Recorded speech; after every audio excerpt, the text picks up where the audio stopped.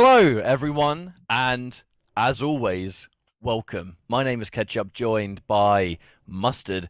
You are watching the Interkontinental Kombat here for the Mortal Kombat Pro competition presented by PS4 and PS4 tournaments. I'm really excited to be here. This is our first time in, I guess, the next season, right? This transition into the online realm, where players have been giving it their best as expected, and we have a really interesting top 8 bracket lined up today, but it's full of familiar faces and it's definitely very Russia focused. I mean, check that out, Mustard. I mean, for sure, this is Interkontinental Kombat 2021. As always, for these weekends, we'll be doing multiple parts of this region in one go. We'll be starting off with EU East, which, as we can clearly see, is very Russia dominated today. I'll quickly address the elephant in the room that you're seeing here. Desarted has already advanced on Do Basic. Do Basic, unavailable to play quite last minute. So Do Basic has unfortunately DQ'd and will not be playing today. So Desarted has moved on and will already be in winners finals, which is a good time for him, I'm sure. But it's all about placing as well as you can, earning those points. So at the end of the season, you make it to those playoffs where you're playing for that prize money. This top 8 will be followed later today with EU West. We did see, is always going to be the case here, and this isn't even the beginning of today, technically. We had Oceania and basically the Australian region beforehand, just a mere few hours ago. So it's definitely already been a good day of MK11. It will continue to be so with some of these favorite players in this part of the world. We have some Greeks in there. We've got Omi there from Turkey, and then a ton of Russian players. So we know when we're looking at Russian kind of CIS Mortal Kombat, we know to expect a certain level of quality, right? We have a lot of familiar names here, a lot of players that we know have been doing well in various circuits. Of course, the Open Series has been a running thing as well, that a lot of these players are kind of regular mainstays by now and continue to be. So all in all, a good day of MK11 lined up, and I'm excited to see how it goes. But I think this is where I'm interested today, because if you have been following PS4 tournaments in any capacity since last year June, basically when the Open Series started having those regular weekly broadcasts and the monthly finals, pretty much every single player in this bracket today.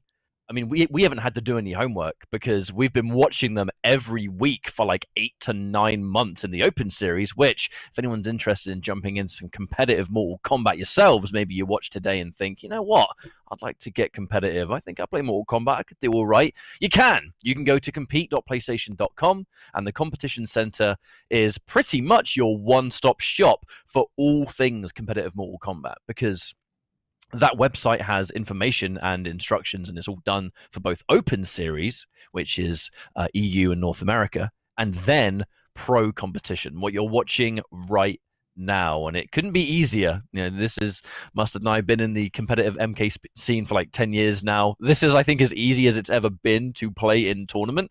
And I think a good netcode really helps that for Mortal Kombat. So shout outs to the team for sure. But it also means that there are so many ways to get stuck into competitive Mortal Kombat. It's how all these players have done it, and it's how they continue to do so. A lot of these players, they are well versed in playing in online tournaments, and it's how they got so good, and they are now ready to play. But there are so many moving parts here. We have Astro, all of the audio and our equipment provided by Astro, so thank you very much to them. That's what I'm using right now. Shouts to this. I got this at Final Combat, last year, and I'm never going to take it off. Never going to take it off. Oh yeah, you're talking about the I probably should know the official name, but the side panels on the headset. Yeah, I remember seeing those. These things. They're so cool. Just over half a year ago. Man, I can't believe it's already been so long. But I guess that really is a I've got these as well, just to flex. I've got these two just to flex. That's true. Put that way. Who did that? Who did that? No one did that. Can't believe it. So terrible. I can't believe it.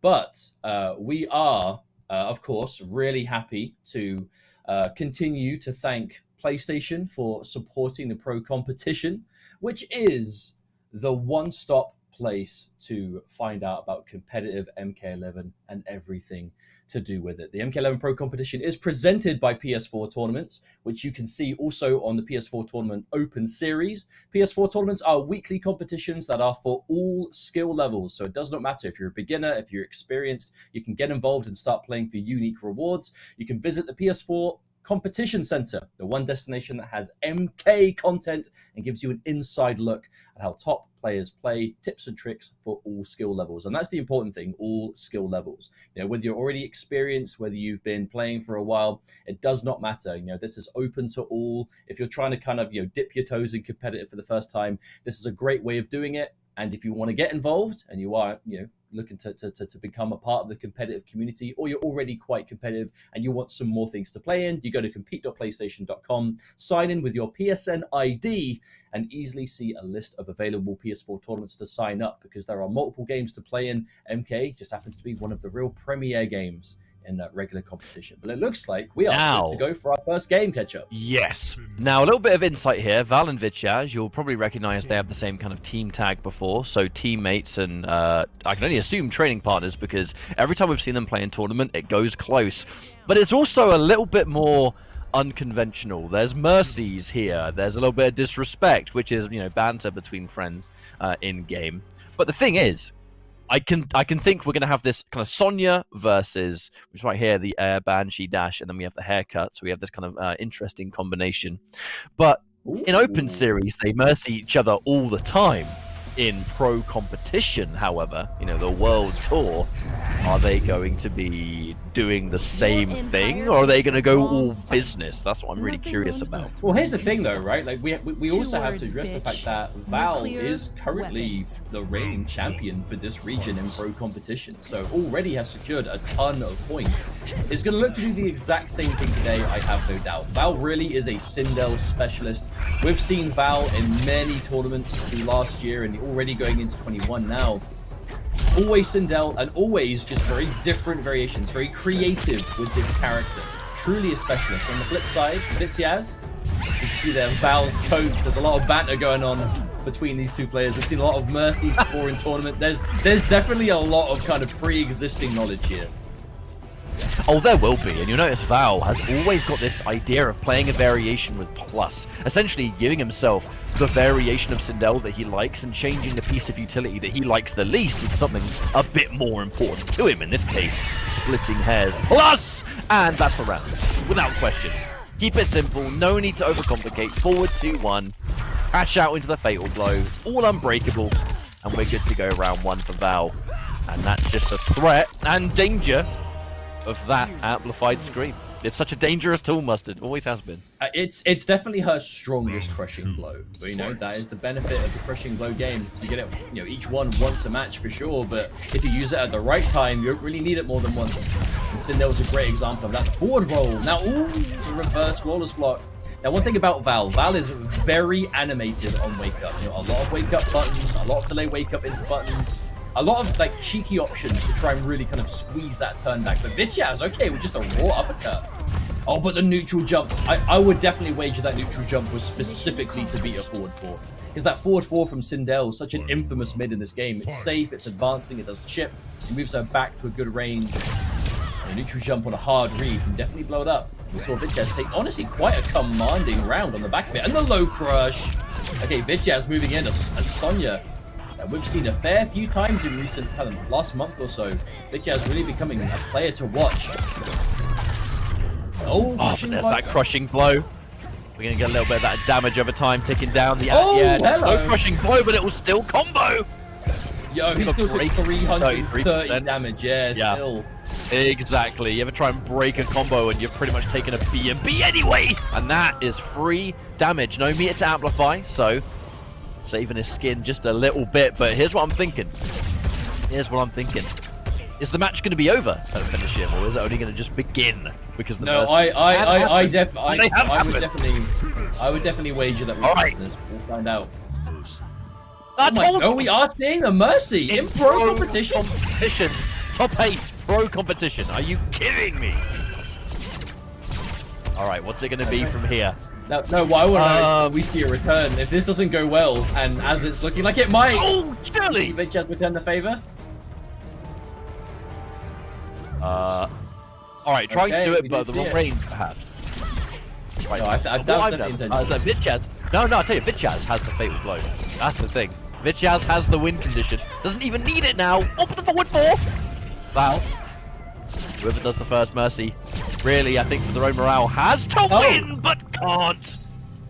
I have not seen the classic. that brutality before. That's Mortal Kombat 1. No prisoners. What? Why have I never seen that before? No, the skeleton even falls in the same way. Look, it's the it same does. pose. Man, that's actually really cool. And maybe that's the reason for the Mercy the whole time. What a way to start. I can only assume. But Vitjazz is going to be taking that first game. But the crazy thing about that is Vitjazz wasn't the first one to get into Finish him. No. Like, Val won that game and then mercied. And we have to remember, you know, and we have to say, even though it's early in this tournament, literally round 1, game 1, mercying does bring the game back from completion. You know, if you mercy in tournament and you come back and you lose the game because you mercied, they survived, they then beat you, the game goes to them. It doesn't matter that you got to finish him first. You know, the competitive ruling is, you mercy, the game is continuing again. It's like you never went to finish him. So in a pro competition, in tournament, we have now found ourselves with quite a backfire, you could say. But we are seeing Val make a change. This is a very uncharacteristic change, I will say. No, but I tell you what, going in with a variation called the 1+, taking the Letha Glide and replacing it with the Blaze of Glory, the thing is, a lot of Spawn players out there in custom realm, you know, the ultimate, they actually still play the 1. You know, they consider the 1 to maybe still be his best variation. So I am curious actually to see what Val has up his sleeve with this Blaze of Glory. Like, what's it going to bring to the table? Maybe shutting down that down 3? We'll see. Maybe. I imagine we'll find out soon. We have to see. Every time we see Val and Vitjazz play, there's so much prior knowledge that they both have. There must be a reason for it. No, hello. Against two players that, against two players that play each other as often as these two will, you may see these unorthodox character picks because they maybe play it in casuals. Perhaps Val does quite well. Who knows?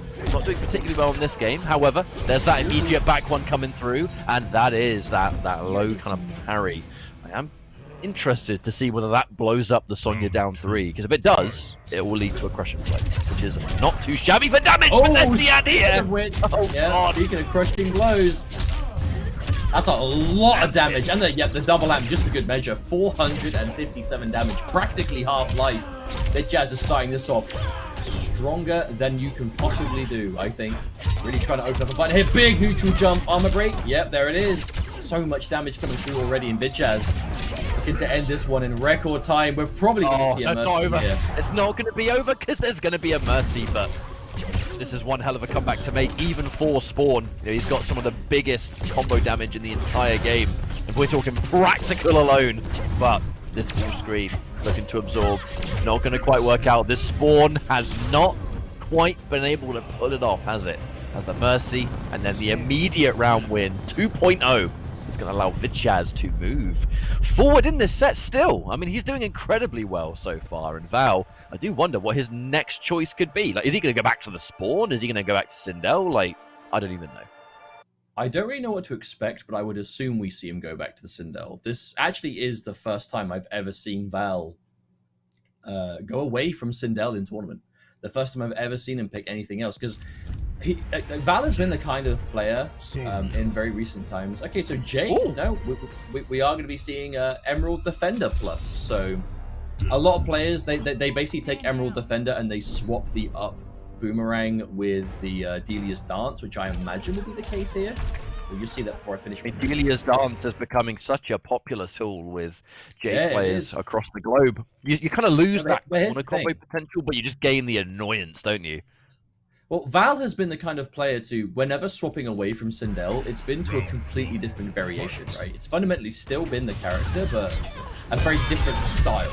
But today, this is the first time we've seen just straight up character changing, and it hasn't gone well. The Spawn didn't work out, going straight to the Jade. Jade definitely a go-to against projectile-heavy characters. Sonya is certainly one of the characters that really needs that ring blast in neutral, so if you can shut it down, I can see it. But that's the thing, the drone drop. That is still one of those like special projectiles. And a projectile that would be quite important in this situation. Because you're looking to stop that air projectile, right? You get stuck in the air, the drone comes out, splats you. Gives you an opportunity to move in again. Vijay's looking really good here. Has Val in the corner. Fatal blow is there, so we can see some unbreakable. Oh, went for it. Oh, speaking of which, yeah, that's it. And no breakaway this time. Val just concedes the round, knows there's no point in breaking. And we actually are on the verge of a 3-0. Is Vijay's going to put the current #1 pro competition for EU East player into losers bracket right at the start of top 8? I mean, anything we could definitely see that. Mates collide. Anything happens when two players that are familiar with each other to this degree clash, because you just never know what's going to happen. In this case, Vijay's having one hell of a day and looking phenomenal. Val in big trouble. None of these character picks have worked at all so far. That air glaive just to stay up there, but again, having to respect that drone drop. There's that back 3. Now, this is what we're talking about.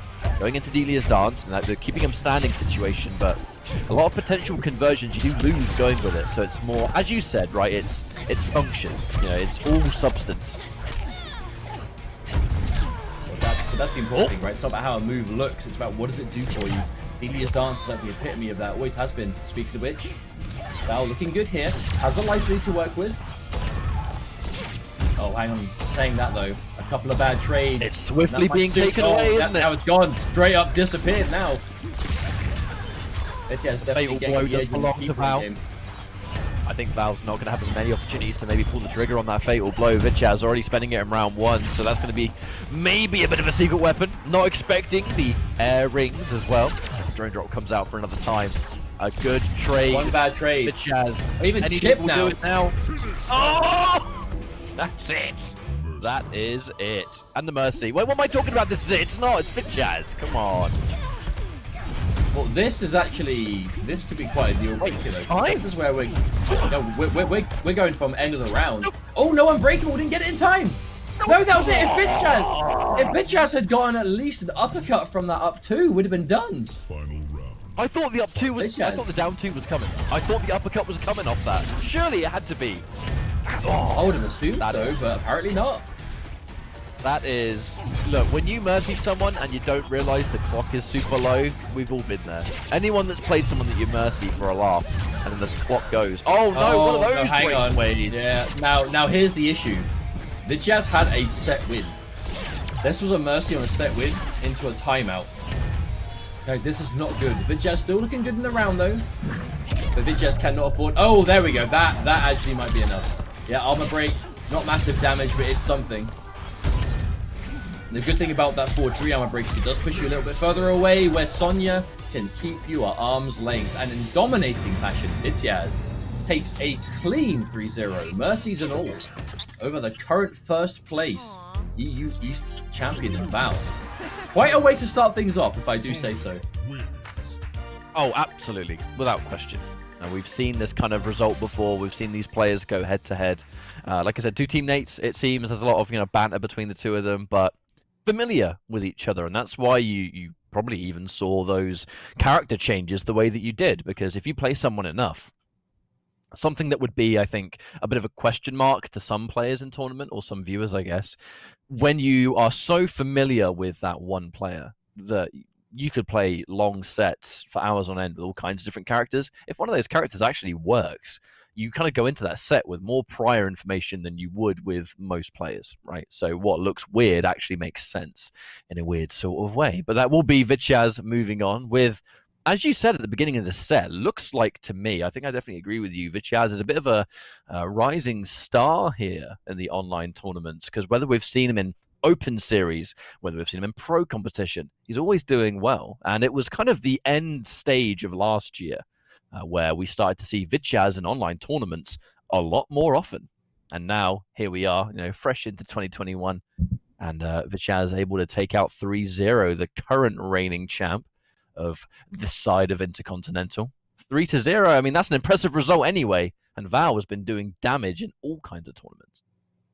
It definitely is a great way to start, to be sure. And we're still very early on in this season of pro competition. Like there are 8 weeks total for each region to play. So this is merely the second. So there's plenty to go. But to get that good start, to kind of let yourself kind of calm down, sit pretty early on, it really does a lot for kind of like the general safety and the relaxation. So you're not stressing throughout the entire season to make it last minute. But that does move us actually on already to losers bracket. We would normally see DoBasic had decided, but as we said right at the start of the show, DoBasic DQ'd himself today, was unable to play. So decided has moved on to winners finals already. So we're basically just skipping that match, and we're going into losers where Omi and K-Top are going to be taking each other on. This is not the first time we've seen this in competitive. K-Top has had quite an interesting journey in this game where, you know, K-Top and H-Top, the two Greek brothers, made quite a splash in the online realm for MKX and Injustice 2 respectively. But they had to take a year off competing because they were unable to play. You know, they basically were just unable to compete for an entire year. So they spent a year watching the game and trying to learn the game by watching other players. And now they came into it very late and are already making a splash competitively. You know, K-Top as well is already quite a regular top 8 face in other tournaments as well. You know, the Open Series is where we see alongside pro competition and consistently managing to do very well. But Omi, on the other hand, is hiding his cursor. Historically, this has gone to K-Top, so I'm not too surprised that Omi is kind of considering his options here. Yeah, we've seen 3 characters coming out from Omi in the past. Sub-Zero is the main, without question. The Jade has been a lot more common post-Ultimate with this Shall We Dance variation, he calls it, the Delia's Dance, coming out strong. But also rarely seen, but definitely hovered over there, Spawn. So we might even see a little bit of Spawn. It entirely depends. But here we go now. We have those extra strings. We have the Delia's Dance, the Air Razorang, which is a very popular neutral tool, being able to give it to yourself. However, K-Top, as you quite rightly said, taking a whole year away. You know, when Mortal Kombat 11 first came out, K-Top and H-Top unable to play the game, but they were able to watch it. They were able to study it. They just weren't able to play it, right? The most important part. But they went into it with that knowledge, which I think really helped them out. And Ultimate, I remember K-Top and H-Top both saying they think Ultimate is good for them because it does change the game considerably with the custom variations, which gives them a bit of an edge because they're not having to play catch-up anymore. On that note, what a round! Oh my goodness! Dominating round 1 for K-Top. Round 2, fight. That could not be more one-sided. And this is the go-to K-Top style that we're familiar with, right? The rush down, the aggression, and already looking like quite a menace in this set. Plus range. Ooh, the backdash out there, Omi. Looking for the anti-air, potentially. Omi getting rushed down. Just the nature. Ooh, okay. Not used to seeing that string. Down 4 into the glow, just in case. Catching it with the mid. Not able to confirm though. K-Top, no meter. Has to rock it as is. And now what's it going to be from here? There's that forward grab, but needs a little bit more than that. Patience and the down 2 out. Oh my god! Oh lord! I mean, that fatal blow was an immediate answer, I think, for me down 2. That says, "What? You want to uppercut on my way? Come eat this!" But not gonna happen. K-Top. Now that's the kind of fatal blow that I think, if you're already going in with certain like hesitation, is not gonna do wonders on your kind of general confidence in the set. Where we saw at the start, Omi was considering, you know, going some other characters, really thinking about it. And for K-Top to win with just a standard, just wake-up fatal blow to just nick that momentum right back. Not a terrible way to start things off here. 1-0 already. And that's a Jackie game and a half. It's just the speed, the pace, the fact that she's very overwhelming, especially now, you know, being able to give yourself those kind of like the leap and the kind of stuff that makes upgraded what it is. And then you give the grenade launcher, that extra range, the extra options. That's just one variation you can take. You know, we see some players going with the cancels, some players have the clinch. All of it tends to replace that low ground pound in the air, which I think for a lot of players was considered, I think, the most expendable part. But this is the next stage of things. So Omi probably thinking that the Jade doesn't quite work out. However, the Spawn, the damage that Spawn has always been incredibly high, some of the highest in the game. And you're going up against Jackie, 950 health. So she has a little bit less than everyone else. This one's going to be the Air Lethal Glide and the Charging Hellspawn, so it's just going to be the one. Kind of like I said earlier on, where I think this is still, among a lot of Spawn players, the more preferred variation to take. You get the extra damage of the Glide, especially in the corner. And we cannot forget about that corner damage that double jump threes. But the question is, will Omi have an opportunity to land it? Because it looks like right now K-Top having the other plans, and he goes in for an immediate leap, but there's a full combo. Keeps the whole thing as unbreakable as he wants. There's the meaty Bob 1 trying to enforce those plus frames. Expects a mash, I think, so he sticks out down one of his own. No challenge there from K-Top, but he finds just the rawest of raw jumps. And that breakaway used to try and shut down a crushing blow, but it's going to be another crushing blow back to back. But K-Top having other plans. Round 1 now for the Greek player, but with the way things are going, this spawn has not had an opportunity to get started, and it's going to continue. The corner pressure. Jackie's going to get that splat. Keep an eye on the fact that there's not a lot of amps there, so K-Top going to have to keep things meterless for now. But it won't take long. Lovely standing 3 anti-air there from Omi, looking to enforce plus frames again. Now the second time he's on a 1-1 into down 1, expecting a challenge, and that was a call out of flawless block or duck. Expecting you to duck the projectile, and then here comes the charge out of nowhere. K-Top's going to eat this one for breakfast. No, the drop! Omi, his opportunity to land the damage the first time he gets it, and he drops the combo. That is a tragic exchange there to poor old Omi. We finally saw at the end of that game a chance to get some damage on deck. One of the reasons you pick Spawn in this kind of matchup. And he drops the combo. That's going to definitely leave him feeling not too good, I say. But K-Top continuing to look super strong here, and he will. This is the nature of K-Top. Anyone that watched this guy play Mortal Kombat X many, many years ago, the late stage of the game's prime time, K-Top making a name for himself in the community cups, online tournaments. Bit of a main of the run button, I think, in that game. The run cancels, whether it was Liu Kang, Devora, Raiden, his favorite character in that game for sure. He was a very fast-paced player. It was Injustice 2 that gave him a bit more patience, which I think has inspired the kind of Jade pick. But right now, not needing it. Omi with the Sonya. Okay, never seen Omi pick this character before. Yeah, I know, right? He's gone in for the anti-air grab, perhaps. Got that in his mind. I'm curious. I know you might have just missed that match, Mustard. Welcome back.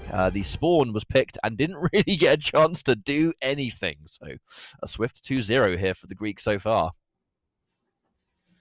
Still, though, Omi just going completely against the norm here. We haven't seen the Sub-Zero once for the first time. I think maybe he just doesn't enjoy that matchup, perhaps, but the Sonya pick is definitely something that is new to us as well. And just the Ringmaster, no less. Just the normal bog standard Ringmaster tournament variation.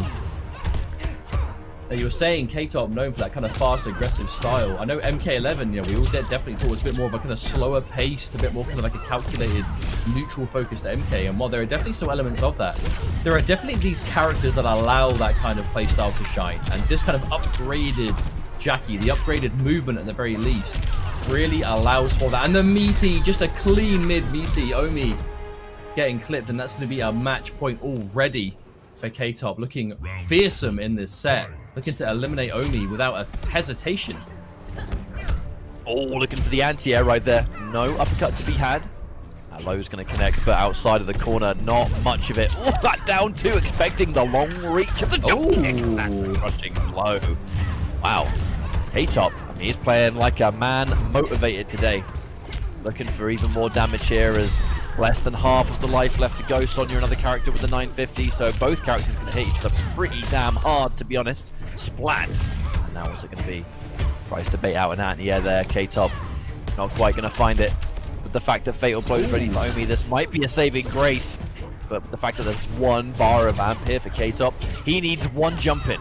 That's all he needs, and he'll win the game. All of it unbreakable. No, but if Omi didn't commit to that string either, that could have been a Fatal Blow confirm. I think Omi really doesn't want to take too many risks here.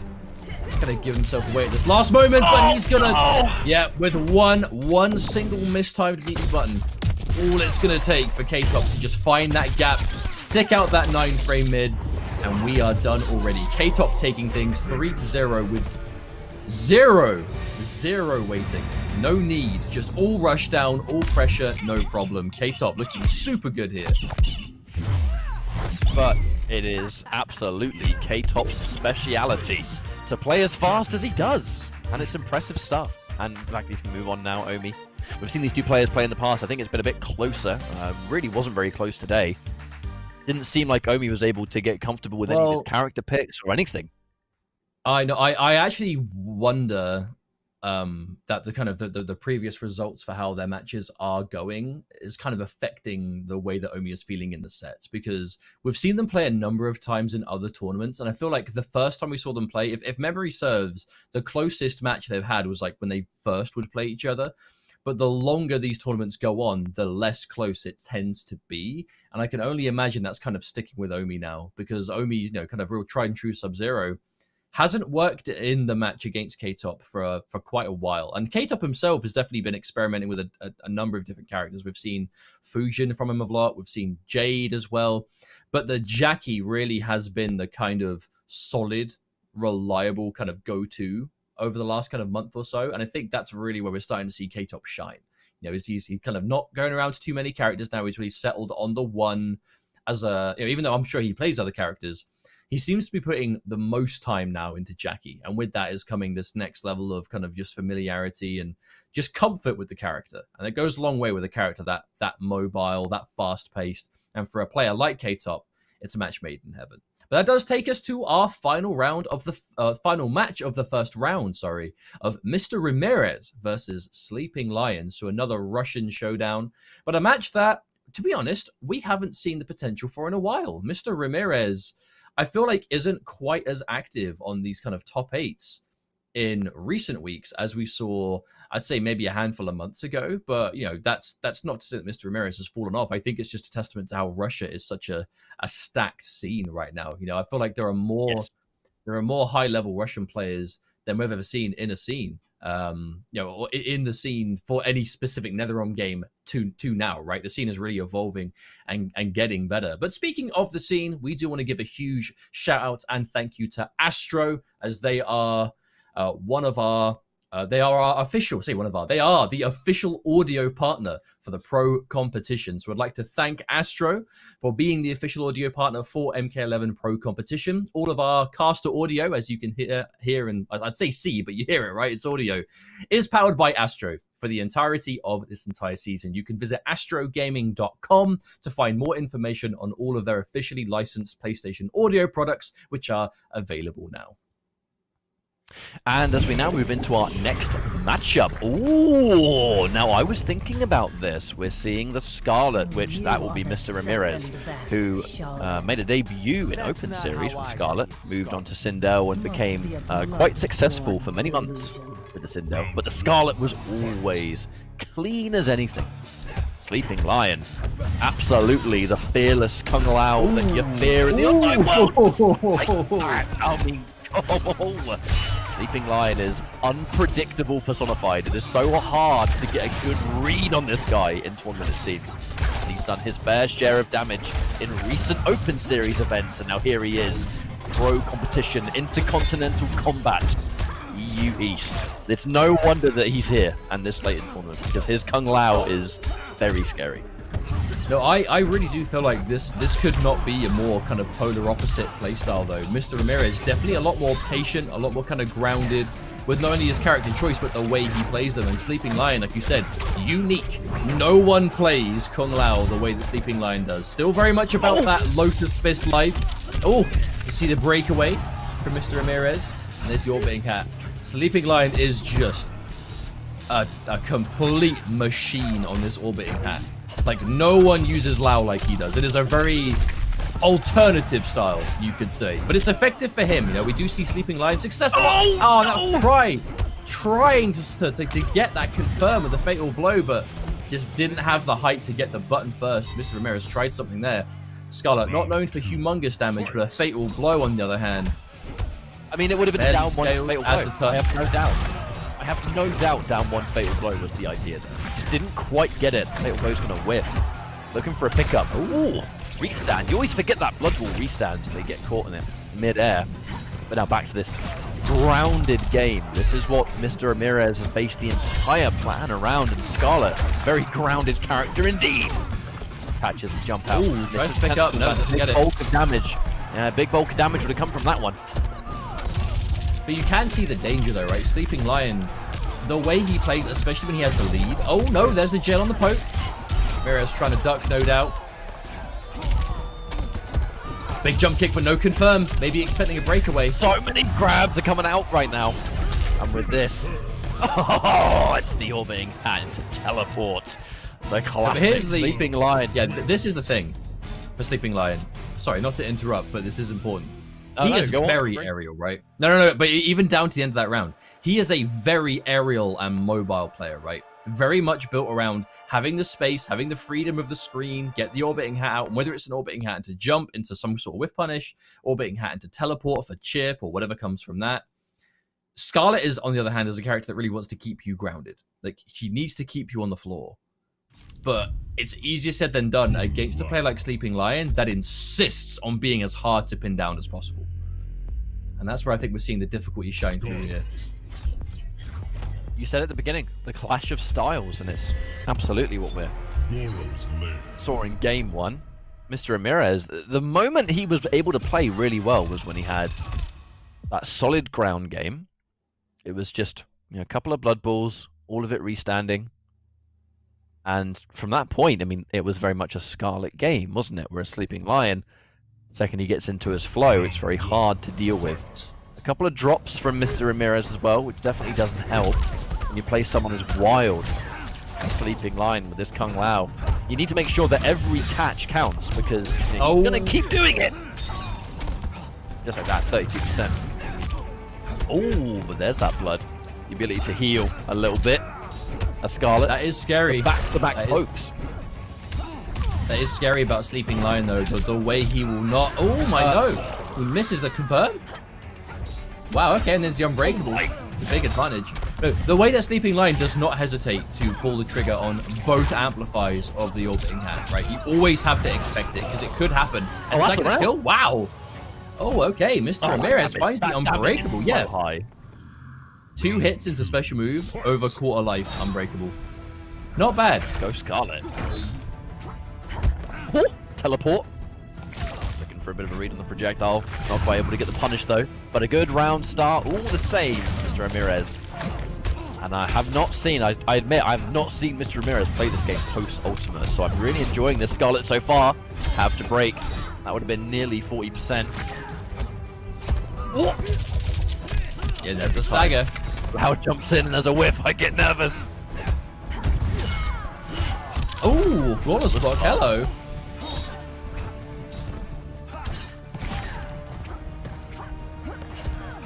They may think that Scarlet... Oh, yep. Trip guard. She will be down on life here. She will be down on life here, but one projectile into heal, and it's going to make a significant difference. You know, every time that blood ball is getting thrown, he's buffering that amplify just in case. If it lands, he's going to get heals, and he needs heals right now. Looks for the open Oh, end. punish, yeah. Yeah, big risk to play, but a risk that he must have felt worth taking. He's going to lose the round anyway. Let's go for an overhead splat to a potential mix-up, maybe baiting a wake-up attack or something into Fatal Blow. Could have been the sequence. And Did not again. expect a double. Oh my Oh! goodness. That's going to hurt. That's going to hurt. The teleport out the corner. Yeah, good ender for setup. Side swap and also a little bit of advantage. It's going to keep that life lead going. Orbiting hat comes through again. Got to mention too, going for the less Ooh. obvious throw direction of Mr. Ramirez, throwing him out of the corner just to make sure, maybe even looking for the escape failed in that situation. Uh-oh, no confirm. Look for it. Oh no, he has no meter. Mr. Ramirez, no. Mr. Ramirez, he's going for a tremendous amount of just neutral jumps on wake up. I'm not sure exactly what he's looking for, but hasn't found it yet. There we go to this full screen game. Fatal Blow. I mean, Fatal Blow. Oh, Wait that a minute. Oh, it didn't kill. Does he teleport? Oh, there it is. little Yeah. pie. No choice to make. Oh, Mortal Kombat 4. Let's go. All right, Mr. Ramirez is going to be stopping our first sweep of the day with a 1-1 now. This Scarlet. Now, we really did say going into this match what this matchup would be like in that respect, where again, Lau, super mobile, wants to be all over the place. Scarlet, really good at kind of just keeping you still, but you can see how the dynamic of that doesn't always work. You know, a big part of this is we're seeing a lot of like reactionary dive kicks in the air because Lion's in the air a lot. If he sees a projectile and he's going to make it over it, he'll kind of just go for the instant whiff punish with just a dive kick and be done with it. Now, that might not be optimal. You know, if you jump over a projectile, you might normally want to go for like just a jump kick and get a full confirm. But any damage is good damage. And if it's enough to kind of give you a bit of an advantage, you know, Lau is a very scary character on offense where You're worried about the grab because the crushing blow threat. You're worried about the orbiting hat kind of counter poke. And speaking of which, the orbiting hat is something that Mr. Ramirez has been struggling with. With almost every time we're seeing the double amp, he's blocking the first and he's getting hit by the second. Just meter intensive, but it's a lot of damage if you do make a mistake. But we are tied up regardless. The important thing is, oh no, speaking of it, and again, Sleeping Lion missing the confirm off the orbiting hat again. So much damage up in the table, leaving himself unsafe. It almost looks like the forward 4 is coming out like a slightly off range and it's whiffing. So he's looking for that forward 4 into spin. He's already dedicating to it. Believes it's going to work. Mr. Ramirez now looking to push forward. There's that confirm into forward 1. The Sleeping Lion, though, I wouldn't be surprised if he goes for a bit more forward 1 into spin throughout this set. And if he's not confident in that forward 4 anymore, get the slightly quicker one. Injustice there, that jump in. So much damage that you just never expect. Scarlet being able to get that giant payout now definitely helps her out a fair bit. And the hard dedicate. Sleeping Lion, I mean, look, that looks random and it looks desperate, but the thing is, if that landed, he would have been in a fantastic position. Maybe he expects you to wait for him to stagger it or just go into something else. It was a hard read that just didn't pay off. Oh, no, that right there, though, that was just straight up a missed confirm on the orbiting hat. There's no way you try and go for a throw there. Sleeping Lion just needs to start hit confirming. Because this double orbiting hat, it is the most expensive thing in the game. It gets rid of 100% of your bar. So if you hit it, you need to get the damage. Otherwise, you've just wasted all of your resources. They do come back fast, but... Yeah, we see some players whiffing both. We see some players whiffing both of them, and then they get punished. And it's like, you can't save yourself. You got nothing left. Uh-oh. All right, heal. Still healed enough with a fatal blow is still a threat. That's a big win there for Mr. Ramirez. And now, oh God, you never expect it out of nowhere, but there's a fatal blow, and that will take the round. Just the end of that fatal blow startup is going to give Sleeping Lion the opening he needed. But going into the next round with no fatal blow, it could be kind of tricky for him, Mustard. Well, I mean, that was used on reaction to a projectile, which is the important thing. You know, it's that answer to plow through, use the armor, but Lau doesn't normally struggle with projectiles that much. It's just, that is a big damage way of dealing with them, right? Because right here, big thing, Ramirez, he's using so much of this tracking special. Just doing a lot of damage. It's catching like the startup of like orbiting hat. It's catching the startup of teleport. Still though, back to the wall now. This is where you want to be, but a big punish! Oh, but even more damage too. Every time that boiling point connects, there's going to be so much damage, especially with Scarlet. Oh, okay. The anti-air orbiting hat. Oh, commits the entire string. That is risky business. But the way things currently are, no flawless block. Not the Sleeping Lion would have been able to answer back because there was no meter for the up 2 right there. And the fatal blow is ready for Mr. Ramirez. There it is. Double jump in. Dedication to the jump, my friend. Sleeping Lion knows a thing or two about that. But that's exactly what I was talking about, though. He's a very aerial player for a reason. He's confident in those dive kicks. He's confident in the whiff punishing, and that's exactly what we saw. He jumped, saw the projectile, knew the dive kick was going to win. Boom, done. And now Sleeping Lion is in the lead.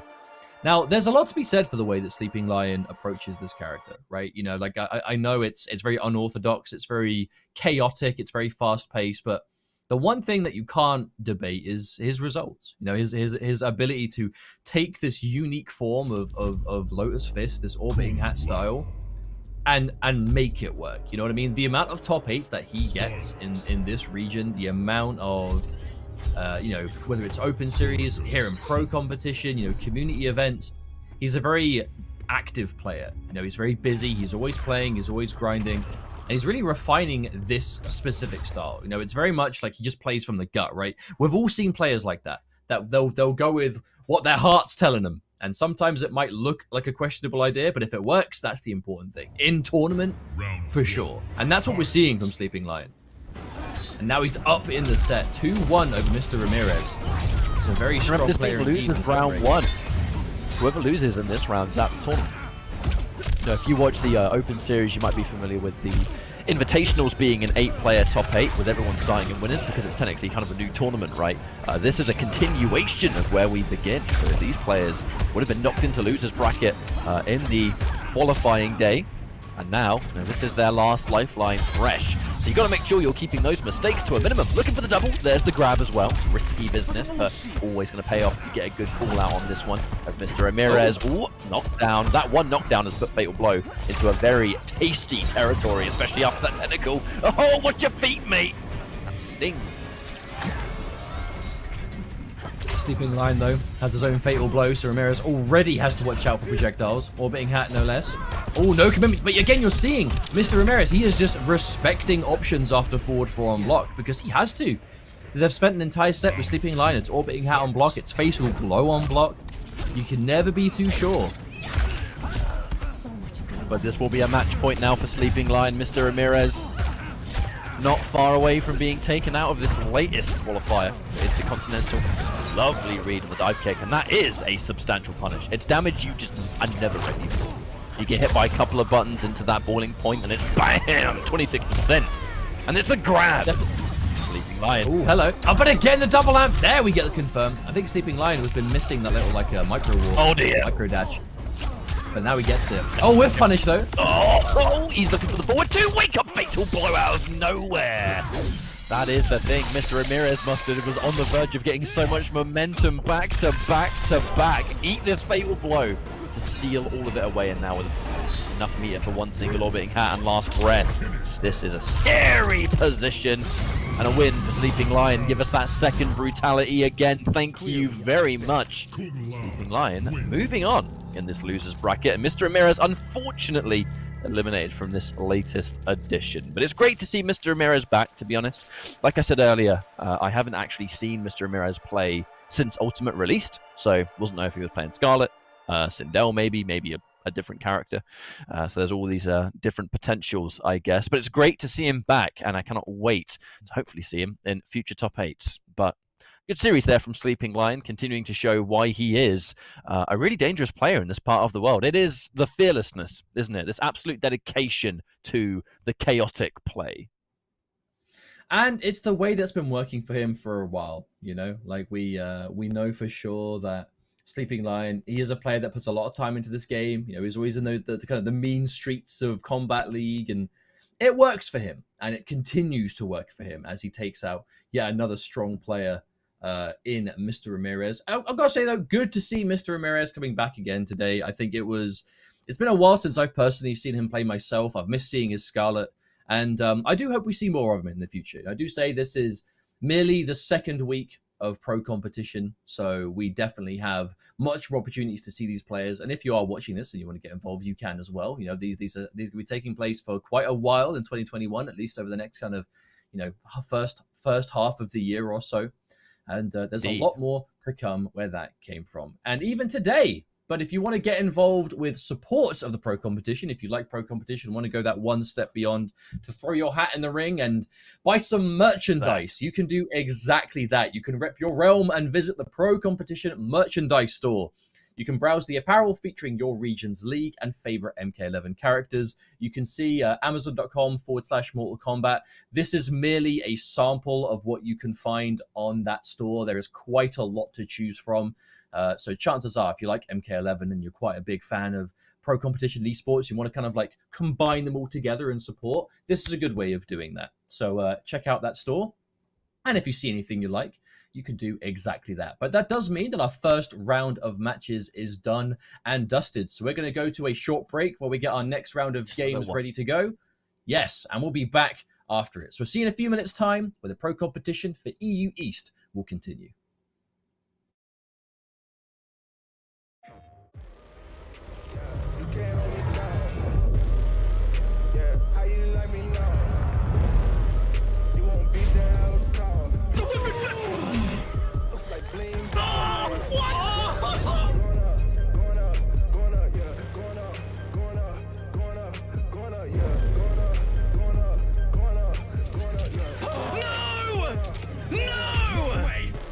Jokes, no gimmicks, just combat.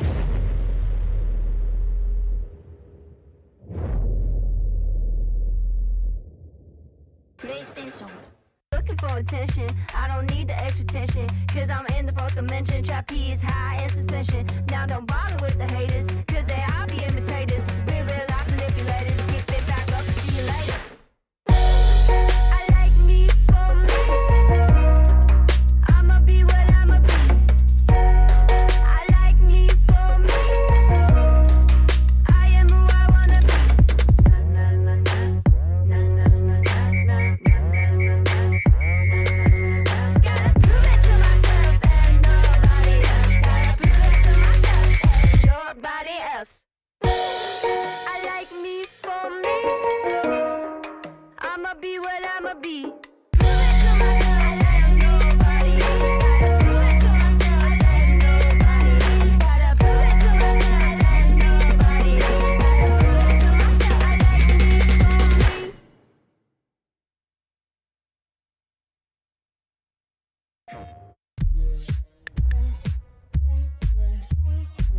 Hey guys, Ketchup and Mustard here, and it's time to test your might in the Mortal Kombat 11 Open Series. Ready to rumble? Power on your PlayStation and head to the Events app. Filter by type and select a convenient date and time. Boot up MK11 and locate the PS4 Tournaments menu option. Click it to visit a familiar place, the Console Events tab. Sign up and prepare to play. Once registered, you can view your tournament details and check-in time. A notification will remind you to tighten your black belt and get over here for your match. Continue combat in the open qualifiers to close in on the competition. Thank you for watching, and we'll see you in the tournaments.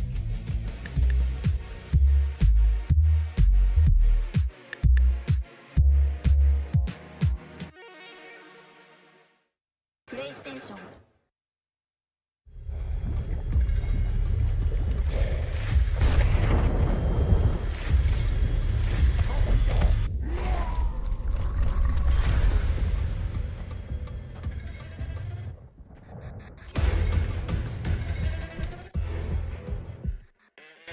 Who are you? I'm your worst nightmare.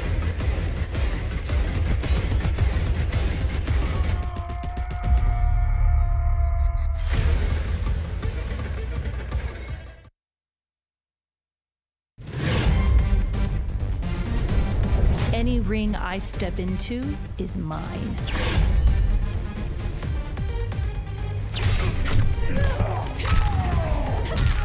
End of the line.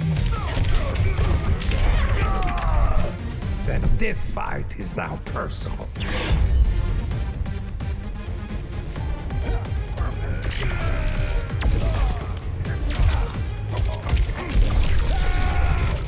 It is exhausting being so perfect.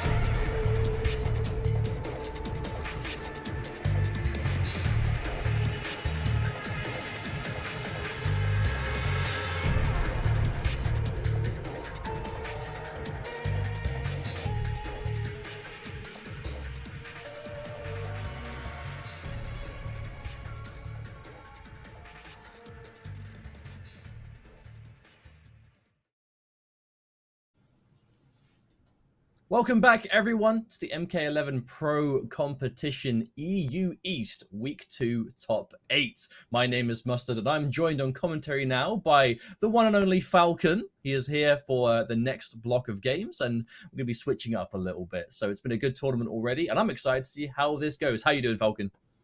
Yeah, not doing badly, thank you. Hope you're good yourself. Excited to be on here. The Europe East action so far has been nothing short of great, and we do have some more amazing matches soon to be on the way as well. As we approach, the end of this week of Europe East before we transition into West later on. But before we get started with everything, we want to give a quick shout out to PlayStation, the PS4 Tournament Open Series, our presenting partner. The Mortal Kombat 11 Pro Competition is presented by PS4 Tournaments. Check out the PS4 Tournament Open Series. PS4 tourneys are weekly competitions for all skill levels. Compete against your friends and rivals for unique rewards. You can visit the PlayStation 4 Competition Center, the one destination that has Mortal Kombat content. It gives an inside look at how top players play and tips and tricks for players of all skill levels. All you have to do is head over to compete.playstation.com, sign in with your PSN, and you are good to go.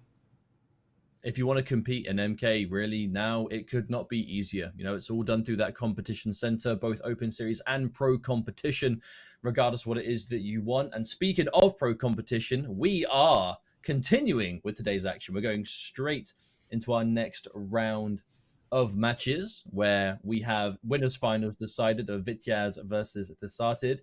We then have Val and Sleeping Lion and losers alongside K-Top, who you can see again has advanced over Do Basic. Unfortunately had to DQ today, so was unable to play. So we are kind of already plowing through this, as we have pretty much 3-0s across the board, really. It's been mainly sweeps, it's been mainly one-sided matches. And the question I have is, are we going to continue to see that? Because EU East typically is a very stacked I would say region overall. I think anywhere that kind of includes Russia and CIS and places like that are ones to watch. There are a lot of solid players that we see putting in a lot of work, a lot of time. And today has just been very one-sided. And that's a huge surprise to me, considering the kind of players that we have here in this bracket. Yeah, it was surprising to see things go as one-sided as they have been so far. We do know the scene to be a very strong, and obviously it's not just the CIS region, it's inclusive of, regions like Greece, represented by K-Top and stuff. So you do have players of calibers, like Nivek, of, Stephen White was another big breakthrough performance that I've seen recently. It was exceptionally good from Hungary. And these kinds of players are, basically fighting tooth and nail. But now in this top 8 final stage, it's kind of been very like one person steals the momentum for the entire set. But going further, I don't think that we'd be seeing something as dominant, because Sleeping Lion, Sleeps Like Lion, and Val, those two are, they play in a very similar way. I feel like they're very, they go all in, they ride their momentum very well. But Val not opting to pick the Sindel, going to start off with Spawn, whereas Sleeps Like Lion is going to be rocking that patented Kung Lao, as we've seen him on so many times. Well, the real difference between these two players is risk-taking. So Val is also very animated, right? He's very mobile on Wake Up, whether it's jumping, whether it's rolling, whatever it is, like those defensive options.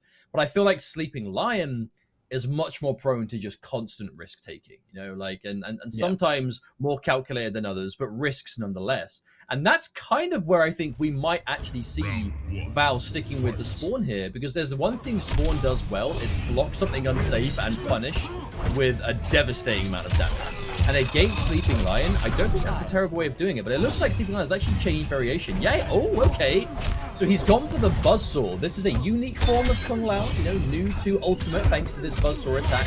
We don't see as much of it competitively, but it's very strong indeed. The Spawn has his own answers for it. The question is, will we see them here?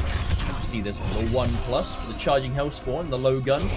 How are we going to see this matchup go? Because now we're seeing Sleeping Lion without the Orbiting Hat. Those risks are completely different. And that backward interrupt on the Buzzsaw was really nice as well. I feel like this is a very matchup-dependent pick, because we do know that Spawn can use the Unholy Veil, the backboard too, to soak through the Buzzsaw and get the 3-4 just outside of it as well to trigger the KB. So I wonder if he's trying that. You see it procced right there, but didn't quite work out for him.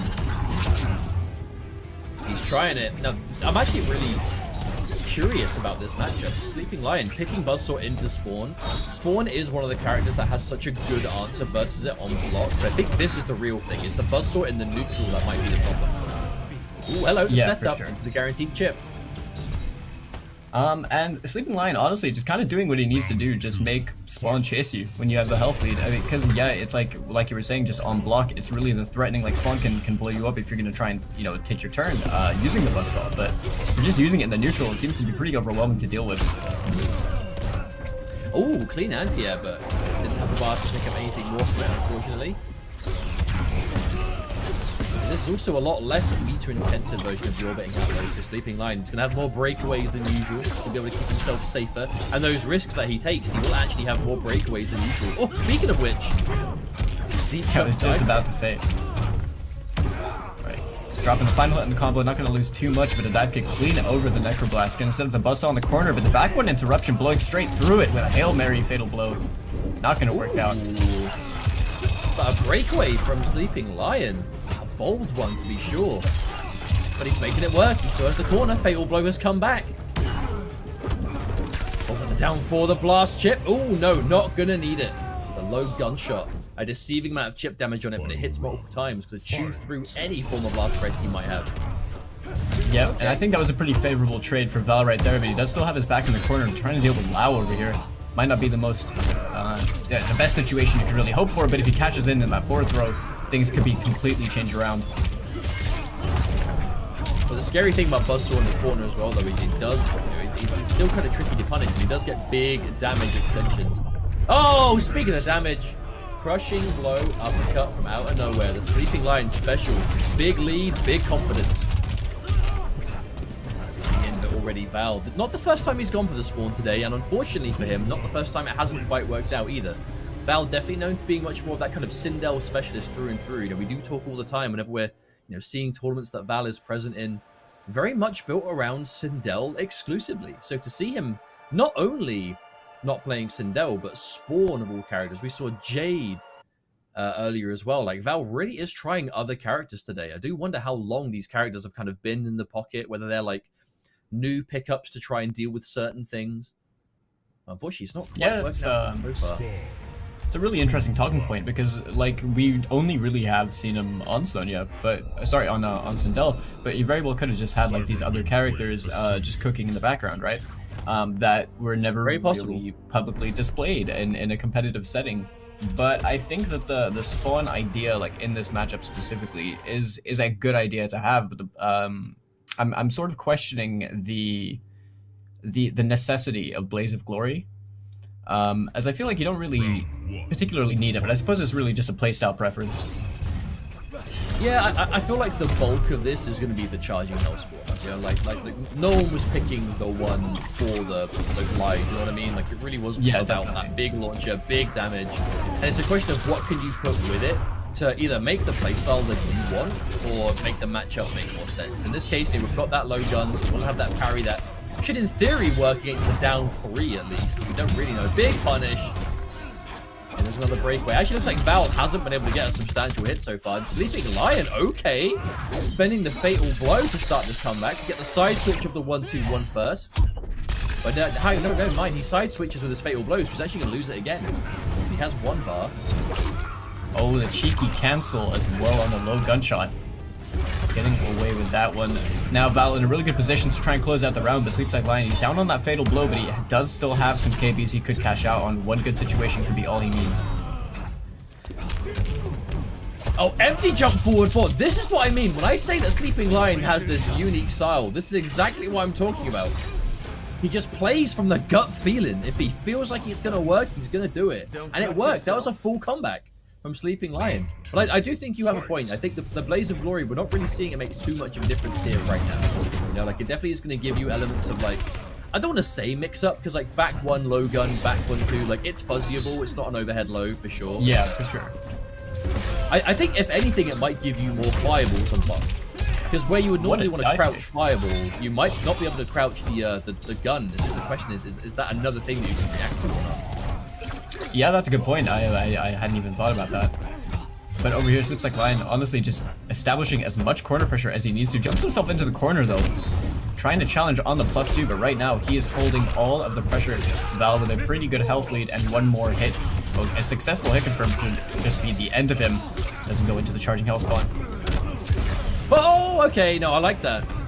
So Val has been canceling so many of these charges that just counts into dash up grab. That now the counts into dash up mid to blow up the Protect. That was really smart. Ooh, and a jump back. Again, those reactionary dive kicks. Right, oh, the counter hit confirmed. Yeah, definitely cashing out on that. You want to keep that one. In this situation, when you're in last round, it's really important to have that nice little 30% on the counter hit. Especially to get the life lead too when Val is quite starved on bar. Just to establish that life lead, keep it going. Have time to build it back to maybe plus frames. Oh, plus frames challenge with that forward one. Now Val, no commitment from Val. That's been a big... Oh no, but no bar to confirm either. Sleeping Lion has all the confidence, but none of the resources. Oh, that was an overcommitment. Definitely a risky call when you've already spent that KB, but the trip guard and Sleeping Lion just wasn't blocking over there. That wasn't a counter or a punish. Yeah, I got killed by the fatal blow. You didn't see a counter hit or punish or anything, so Sleeping Lion, that was an empty jump. They just got hit by a fatal blow, so I don't know what he was trying. Maybe he did like an empty jump neutral duck or something like that, but regardless, yeah, grenade to the face, fatal blow is going to seal it. Sitting on that throne is the King of Hell right here. Spawn. That always reminds me of the you know, Quan Chi's chair in MK Mythologies. Or is this too niche? It's like cool chair. MK Mythologies is one of the few MK games I haven't played. I feel like you're not alone in that. But regardless, though, the important thing is the fact that we are one game apiece. We are tied up now. As Val with the spawn pick. Okay, but also immediately swapping to Nightwolf with Sleeping Lion. So I feel like there must be a lot of prior knowledge here between these two players. Because Sleeping Lion normally only swaps onto the Nightwolf under like extreme circumstances. But this is only after one loss. He won the first game. He did, and I kind of feel like maybe the Kung Lao pick to start things off was to kind of test the waters and maybe do what he did, which was just get the first win, and then, you know, if you lose, you can switch, because then you have the point lead. And I think this matchup definitely favors Nightwolf, honestly. It's just really easy to play the runaway game with Lightning Arrow and Reflect the Necroblast, and just play outside of Standing 3. So it can be pretty difficult for Spawn in a sense, but if Val obviously, you know, gets a couple good hits, that's all he really needs in a matchup is a couple good confirms, and then he's destroying pretty much your entire health bar. Now, the thing that has me concerned, though, is if Nightwolf can play the matchup well by being patient, playing the runaway game, making the most of that range advantage with Lightning Arrow, making the most of those reflects, I don't know if that's a style that Sleeping Lion will bring to the table. I feel like he's a very aggressive player. I don't think he would really want to play that way. So I think he's going to regard it to be a lot more up and close. And there we go, big confirm. Going to cash out on the optimal damage right there. 318 on the bar. Oh, dash up grab. Yeah, back throw regardless. Oh, it's definitely meant to be a run card. Oh! Yeah, and he got one there with the amplify on the end, just for good measure. I feel like he's exceptionally lucky the amplified hit actually connect, because that was not chipping. There was still a defensive bar. So he got pretty lucky that Val wasn't blocking over there. Maybe alright, cancel. I'm pretty sure that's no dead, isn't it? I'm pretty sure. I'm not sure. Oh, yeah. The back roll, just for safety. Back roll does tend to be the safer wake-up option if you're trying to get away from Nightwolf pressure. Oh, finishes the string. Yeah, it was unsafe. Val didn't find the punish. Sleep Cycling unfortunately dropped the combo in the corner. And Meterless Confirm can be a bit iffy at times. Has the Oki to work with. The neutral jumps back to back. Oh my goodness, Sleeping Lion with these just hard callouts on the wake-up options. You're gonna wake up, I'm gonna jump, big with punish. I'm saying Sleeping Lion much more aggressive than we were expecting to see, but enough. Definitely enough to make it work. You know, as someone who's put a lot of time into Nightwolf, it makes me really happy that throughout OCE and now in EU, we've had Nightwolf in top 8, and both players have been really aggressive with the character as well. It's super cool to see, because he's like a character that's, I think, always entertaining to watch, but he isn't like widely played as much as we see like in competitive. But every time you do see a Nightwolf kind of like pull out these different things, it's always really interesting because I feel like there's quite a few different loadouts. I mean, his competitive variations are still good, but there's a lot of flexibility and like preference of play when it comes to Nightwolf. He's not a very like one-dimensional character. No, I feel like there are a few characters like that, and it is largely in part why I assume we don't see as much of them competitively, because if you were going to play a character like Nightwolf, I would compare him to almost like a Kotal Khan or a Kano, where the character's very strong, but you can't just play one loadout and that's it, right? Like, thanks to custom, yeah, you for have sure. the options, but you're meant to play a bunch of... Oh my goodness! That is a crushing blow you do not see hit every now and then. My word. But I feel like it really isn't to play, you know, yeah, if you want to specialize in a character, you're going to need a bunch of different loadouts ready to go. But in this case, Sleeping Lion plays Nightwolf for a specific reason, so in this case, he might just need this one variation that we see from him all the time. Right now, these missed hit confirms into the charging Hellspawn, the ones that are going into Necroboss instead. Val's losing a lot of damage, like a lot of potential damage on the table, where he's kind of losing in terms of damage in the neutral. So missing out on those confirms is being kind of detrimental to him overall, as he's usually on the back foot with the health deficit, and you can't really take these projectile trades. And the forward movement you score normally quite good when it comes to forward dashing, but the slow recovery of the fireballs, slow recovering buttons does leave him quite susceptible to fireballs, especially something like lightning arrows. Very minus on blocks, but from this range it won't really matter. Yep. Oh, the jump to just whiffed. And the open up. Yeah, not gonna matter. Nightwolf, that 1-1-1 game, so dangerous, man. That's so hard to deal with, especially when you're down on life. The pressure's adding up. Yeah, I mean it's effectively like a true shimmy online. It feels like it's one of those scarier tools, like when you put him in this environment. But right now, you know, Sleeping Lion rather has the corner position to work with. He's got the health deficit. A couple good hits though in the corner against Nightwolf with that Rising Tomahawk is gonna really put you down on some health. Overcommitment straight away. Nice confirm, forcing the breakaway as well. Oh, big neutral duck, and again Sleeping Lion. He's got the lead. He wants something big. Oh, but the amplifier gets through. Sleeping Lion looking for a moment. Didn't get the trip guard, but got the forward throw. No, he's got Oki. Oh, the wake up down for again though, just to get in the way of the overhead. Okay. I really like the decision. round. Let's go. It's in that situation, forward 2 really is the biggest damage you're gonna get, and that was probably Lion's like best answer at a comeback right there. So instantly stuffed by Val, and that was an excellent confirm into that charging Hellspawn, forcing the breakaway from Sleeping Lion. Val, he's down on match point. He needs to get this round to stay in the set, and he's doing a good job so far. He managed to establish that life lead. Sleeping Lion has to come to him now. We're seeing it. Now the question is, does Spawn do as good of a job at stopping and advancing Nightwolf as vice versa? I don't know if I think so. I feel like Nightwolf has that really good forward movement. Oh, the punish on the roll, and now Val is cornered. Optimal? Absolutely yes. max range as well. 338 damage, but Val gets the forward throw. Serious trouble. Wait, that reset! Wait. That wasn't a combo. No, that wasn't a combo. Val dropped it. Val went for the jump in into standing button straight into the restand, presumably for just unbreakable damage, but Sleeping Lion was doing something in between the jump in and the button on a hit and got opened up and died because of it. That reset, I definitely don't think it was intentional, and it certainly would not have killed otherwise. Yeah, that was I mean, definitely I a huge mistake on Sleeping Lion's part. I can't like realistically see that reset having like being an actual reset, because it was really just like a jumped button into a forward 2-3, wasn't it? So yeah, in that sense it really was a combo drop. But Sleeping Lion, honestly, maybe if I've been holding down, I've been trying to jump, or just, you know, honestly disrespect something just in case he overcommitted and dropped, because obviously Spawn's got like bad recovery frames.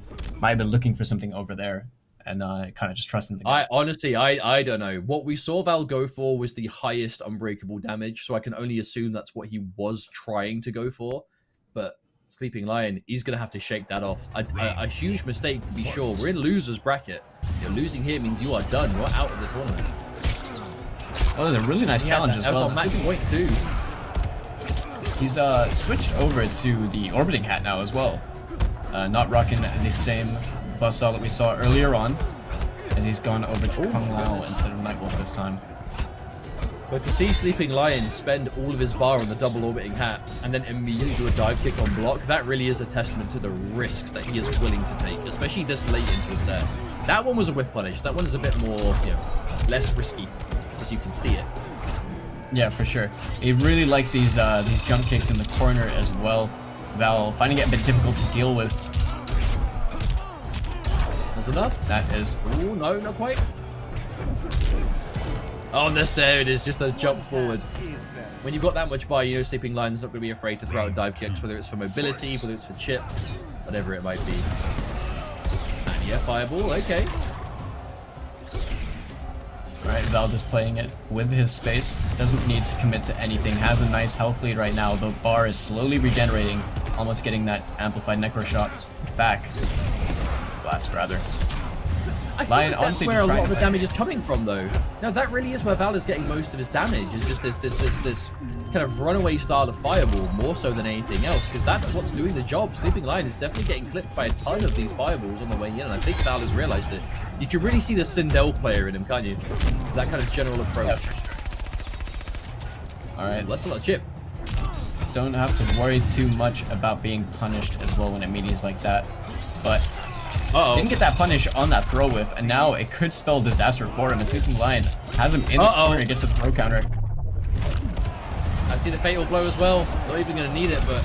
Oh, and the take throw. What a finish. Sleeping yeah, that was dirty.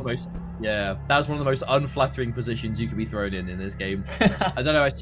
Any of those brutalities that happen, like when you just get like planted in the floor, like Cabal's got one, No Lao's got one. What a way to end the set.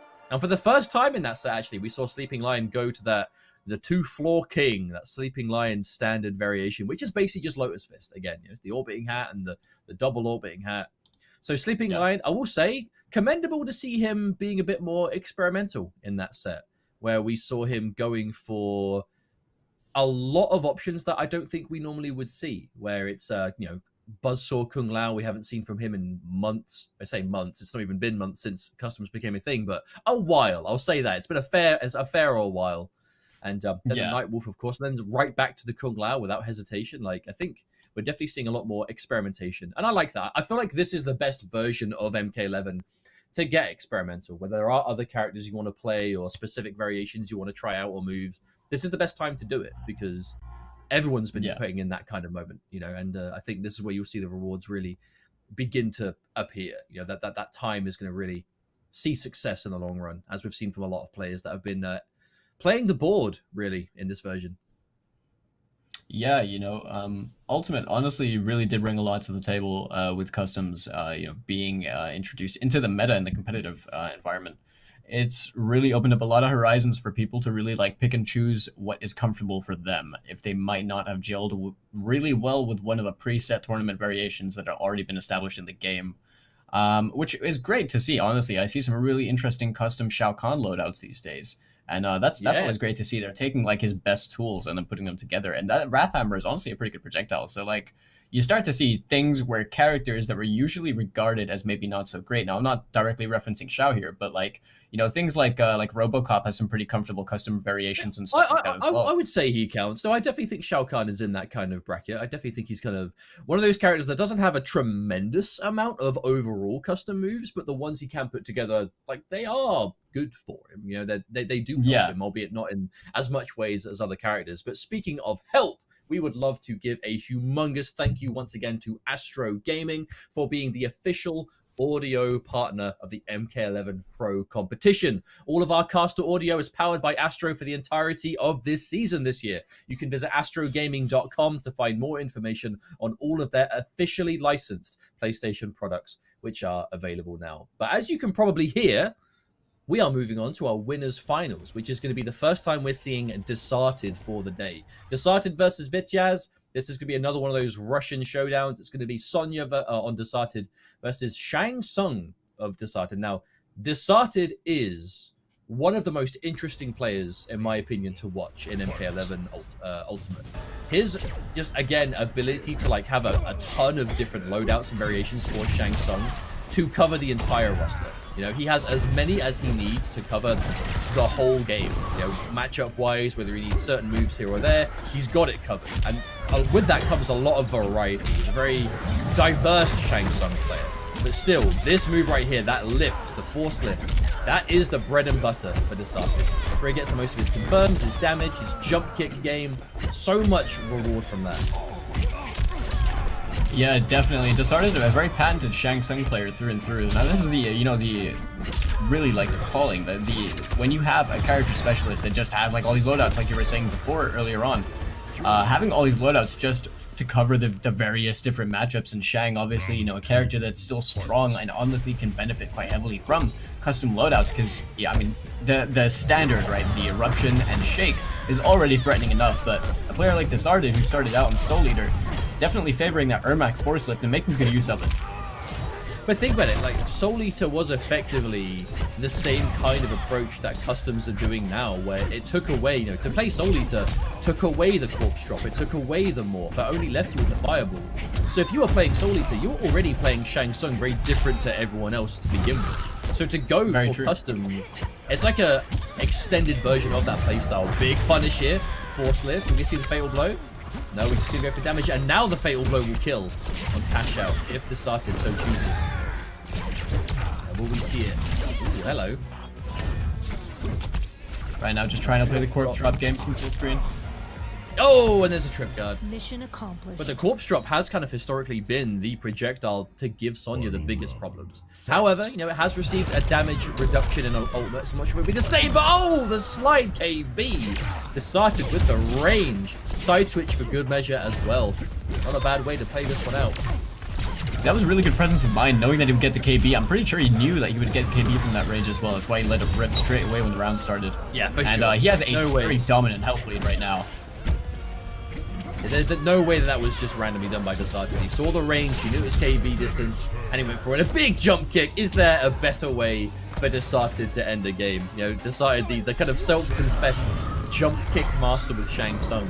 But when you've got the force lift behind you, like, it's there to be used, right? If you've got the lift, it's like one of the best moves in the game to OS off those jump kicks. Yeah, definitely. I mean, the heart's content. Reward you get is insane. I mean, the jump kick OS definitely, you know, helped a lot of characters in so many different ways. You know, things like the Cabal jump kick into Nomad Dash OS and stuff like that. But when it comes to Soul Eater, this is something we've been seeing Desarted use time and time again throughout, you know, things like the Open Series, where he's just been consistently good at using jumps, like well-placed jumps anyway, and then pairing that with being able to effectively OS almost, you know, 100% of the time off of every jump kick, has just maximized any potential damage that you can get. He's able to play exactly how he wants. It makes it really frustrating for the other person to be on the receiving end of. It's irritating, honestly, because he's so good at dealing with your jump kicks, yet he doesn't stop jumping at you, because there's no way you're better at dealing with them than he is. And it's just one of those really one-sided playstyles that is it's just such a frustrating wall to be hit by. But, you know, talking more about just the character, though, Desarted is a player that, you know, we talk about him a lot on various tournaments as one of the most improved players of last year in the online space for this part of the world. And I firmly believe that, you know, he's been the Shang Tsung player the whole time, has gone from strength to strength in Open Series and other tournaments as well, now doing well in Pro Competition, to no surprise to me, honestly. But even down to like the most recent Open Series, he was able to take it to players like Arn Kratos, who is widely considered the #1 Shang Tsung, and Desarted is here, doing exceptionally well against him, you know, really showcasing how much better Desarted has gotten over the last kind of 6 months particularly. And I definitely think we could see him go to Grand Finals today. If he keeps playing the way he is doing now, I definitely don't think it'll be too surprising to see it. Oh my god, what a pickup! A fatal blow! Oh my goodness, that actually caught the armor. That was max range, and Desarted knew exactly what he was doing. Catches out on that. Gets both defensive bars and takes the round for himself. That's not an easy fatal blow to combo into either, because it looks like a strike, but it's 25 frames. Shang doesn't even move forward. It's a surprisingly short range blast. Like, that is a tricky fatal blow to juggle into consistently, let alone if you're trying to get it around breakaway timing as well. taking the rings KB this early on in the health bar when you already have the last round is really favorable for Desarted, to be honest. That's a really good situation for him, but that huge crossover from Vitya saying that they are not down and out of this yet, as they get the corner carry for a nice 35% with the back throw, almost going to close it out. Oh, it does actually get the kill. Oh, you gonna cry? Not a bad way of ending it. The big problem though is losing the corner. Sonya does not want to play too much catch up against Shang Tsung because you have to walk through the minefield that is the corpse drop. And the block as well. You have to remember, every time you get hit by that shake, you have to worry about the parry wake up follow up. Just remember, if you do get hit by a shake and then you get hit by an amplified version back to back, it will crushing blow. Ooh, hello. Good block on the overhead again. But it's down 3. The best poke Sonya has by far, just establishing that space. Big punish. What a punish. Alright, Vityaz with signs of life. Starting to come back in this. He really needs this round. You don't want to go down 2-0, especially if the games are this close. Back throw again, Desarted. He did use the fatal blow to seal out his first round, so he doesn't have to worry about that instant comeback potential. Oh, but the buffer! What a buffer. Breakaway? No, he just accepts it. Oh, the anti-air corpse tries to break away. Vityaz doing everything in his power to survive, but it's not enough. Desarted.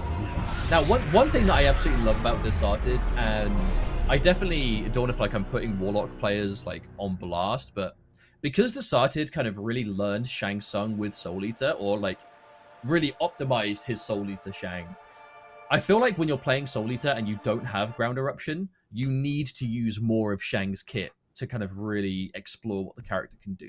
You need to use more standing threes. You need to use more of the other buttons, like to really make the most of the space. Because Ground Eruption is like a one-size-fits-all neutral tool that a lot of Shang players use. And it is one of those moves that a lot of players will regard as one of those moves that just gets rid of neutral for a lot of characters. And I can see why. But if you're a Shang player that doesn't really use it, and you've got this really tidy, fundamental knowledge on Shang's buttons and how you use them, the ranges, you do see more buffers, you see more kind of, swift whiff punishes with other options. And when you throw customs on top of that kind of Shang, it's dangerous. And Desarted has continued to show us exactly why that is. Now, Vityaz, we have seen him play a few other characters over time. Sonya and Cassie definitely are the two we've seen the most, but it looks like Vityaz is going to be sticking to his guns with the Sonya Blade. And something about the buffering and kind of just the well-placed buttons about, the way that Desarted plays and stuff. It's a bit reminiscent of like the way that Jago Blake used to play Scorpion and MKX with the standing threes all the time. It's very like, it reminds me a lot of that. And I think it's really good because a lot of times, when a Shang is so used to having things like Eruption, it doesn't always work out for them, but that was a really good clean jump over from Vityaz, blowing up the option on the corpse drop straight away, getting the... One of the first times we've seen the marching orders jump kick actually be able to be used in this set as well, honestly. I feel like a lot of Sonya players will take marching orders, but sometimes you just can't get in the range that you can utilize it. However, Vityaz has the corner now, spend the bar, keep the same side, good damage ender. Oh, and the meaty poke as well. Desarted was trying something big there. Not going to kill on this, but now chip damage is a threat. Rolls out! Alright, but a very crucial throw tech right there. The chip damage going to secure the round. Vityaz fighting back a lot harder this time. Down 2-0 is going to have to win the 3 next games with Sonya Blade, which isn't always the most fun thing to do. Dealing with Shang when they got that shake. Oh, no. KB. Yep. This is definitely getting from bad to worse. We're looking at maybe a 3-0 sweep if Desarted can seal the deal here. Oh, walks up. I wonder if that was an attempt to flawless block. Regardless, though, gets that jump kick. OS, again, big damage. A report of life gone now. Vityaz barely anything left. Has the fatal blow, so we are going to see potential for damage. Are we going to see it here? I think we are. Yeah, I love this choice because this is definitely not going to kill, but it might at the very least put Desarted into strike throw kill territory, or maybe even still Fireball. Fireball should kill it. This might with the drone, not quite enough. Oh, no way. Oh, and there it is, the patience. That was the first time in this entire set that Desarted has gone for the double shake read. Now that smoke shake, we did mention it earlier in the set, but if you hit the shake, it does put you close enough to not only parry the move for a chunk of damage, but you're close enough to establish the threat of another one. If you amplify the shake, becomes a move that parries strikes as well as fireballs. So if you want to go for the double shake for the KB, it is a common thing, but the first time we've seen Desarted go for it. And Vityaz still with the knowledge, the awareness to read it, go for the jump, seize it, whiff punishes it with marching orders. Job done. 2-1. Yeah, Vityaz did really well to make the adaptations over the course of the past couple games as well. Seems to be playing a fair bit more comfortably. But Disarted has been playing really well throughout the entire top 8 so far. Not to say that Vityaz hasn't, it's just looking like it's still in Disarted's pocket. This is still, being controlled by him. I think that Vityaz is definitely starting to build some momentum, but the consistency so far, I think, lies with Disarted. I mean, Desarted still winning. There's no two ways about it, Like, it was, it's not a 3-0 for him, but he's still up 2-1. It was a close game for Vityaz to show that he can get that game, because he was considering swapping off Sonya as well. So the fact that he's stuck with Sonya and then won the game, that alone is going to do wonders for the confidence, I can imagine, if anything else. Ooh, not quite in time, big morale game. Yeah, so like it's going to be. We see Desarted already cornered. Oh, had to say it. And there we see the OS off that jump kick. Oh, the poke, the challenge. Oh, tries to anti-air, but this is Shang Tsung we're talking about. No anti-air for you as Desarted goes into another match point. He is dancing at the door of Grand Finals winner's side unless Vityaz makes something happen. Unfortunately for him, he wasn't too close as well, where the down 2 knocked Vityaz out the corner. He still has the decent position, but the soul swap. Oh, hello. Haven't seen Desarted to do this in a while. My goodness, even look at the chip of those and the morphed Sonya. There's 2 Bridget Wilsons on my screen. What's going on? This really is a 1995 fight right here with Kari Tagawa and Bridget Wilson fighting each other. Yeah, no, that's a good point. The big confirm from Disarted, looking like he's about to take this one. Very low life on the side of Vityaz, and the 1-1 going to close things out. Disarted moving into Grand Finals winner's side with a 3-1 performance. Not bad at all. Disarted, he's one of the most improved players in this part of the world by far. I will stand firmly to that point. And with each event, whether it's pro competition, whether it's open series, we're always seeing Desarted make it, and he is always showing us exactly why he is so good in MK11 now. And we have Shang Tsung waiting on the winner's side of Grand Finals.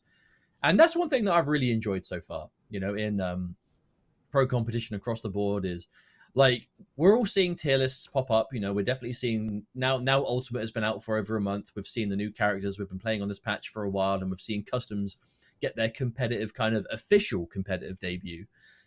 Yeah, I feel like we're seeing a lot of opinions on the game, a lot of people thinking which characters are good, which characters maybe not so much. But we have continued to see a tremendous amount of character variety in MK11, and it's definitely been one of my favorite things about being involved in this game competitively, because that's not always the case. There's definitely a lot to be said about whether the game is truly balanced, because I know balance for a lot of people is subjective. What is balanced for person A might not necessarily mean balance for person B. But one thing that cannot be denied is the representation of pretty much every character in the game in tournaments for this game. And that, as a spectator, as a fan of the game, I love to see it. Yeah, I totally agree with you on that. This has definitely broadened the horizons that were, once kind of more streamlined. This is really, we've been seeing players like Dunax who have been playing Shao Kahn and stuff in competitive. We've been seeing like Robocop. We've been seeing Robocop before Ultimate dropped as well, because Arn Kratos obviously won the open series with Robo. But, there's other characters like Shiva's potential has just grown tremendously as well with customs. One move, literally, we saw one move with Shiva in one tournament, and that by itself has maybe put the character in like a lot of people's like top 10, kind of top 5 question mark. Like, but that's what I mean, right? Like sometimes all it takes is one small change for a character to, in the eyes of the community. I don't mean like changes in terms of like patches, like the community tries something they didn't try before, and that's it. And the character is now seen in a different light. And I think that's really commendable. But what is also commendable is PlayStation's support for competitive MK11. I would love to take a moment to once again thank you to PS4 Tournaments and PlayStation, as the MK11 Pro competition is presented by PS4 Tournaments. You can check out the Open Series as well if you like the Pro competition and want to see more. Open Series is a great way of doing it. PS4 tournaments, they are weekly competitions for all skill levels. You can compete against your friends and rivals for unique rewards. You can also visit the Competition Center, which is a one-stop shop destination for all MK content. It gives you an inside look at top players and various other things like compete.playstation.com. But we are moving into our 4th place match as, okay, we are going to K-Top and Sleeping Lion. Losers bracket action again, but the big thing there, an immediate anti-air with just raw spin from Sleeping Lion. I think we're seeing some matchup knowledge here already in this round 1. Definitely could be, and you know, K-Top definitely a person that likes to play a variety of characters. Well, I guess it's going back to us. Unfortunate.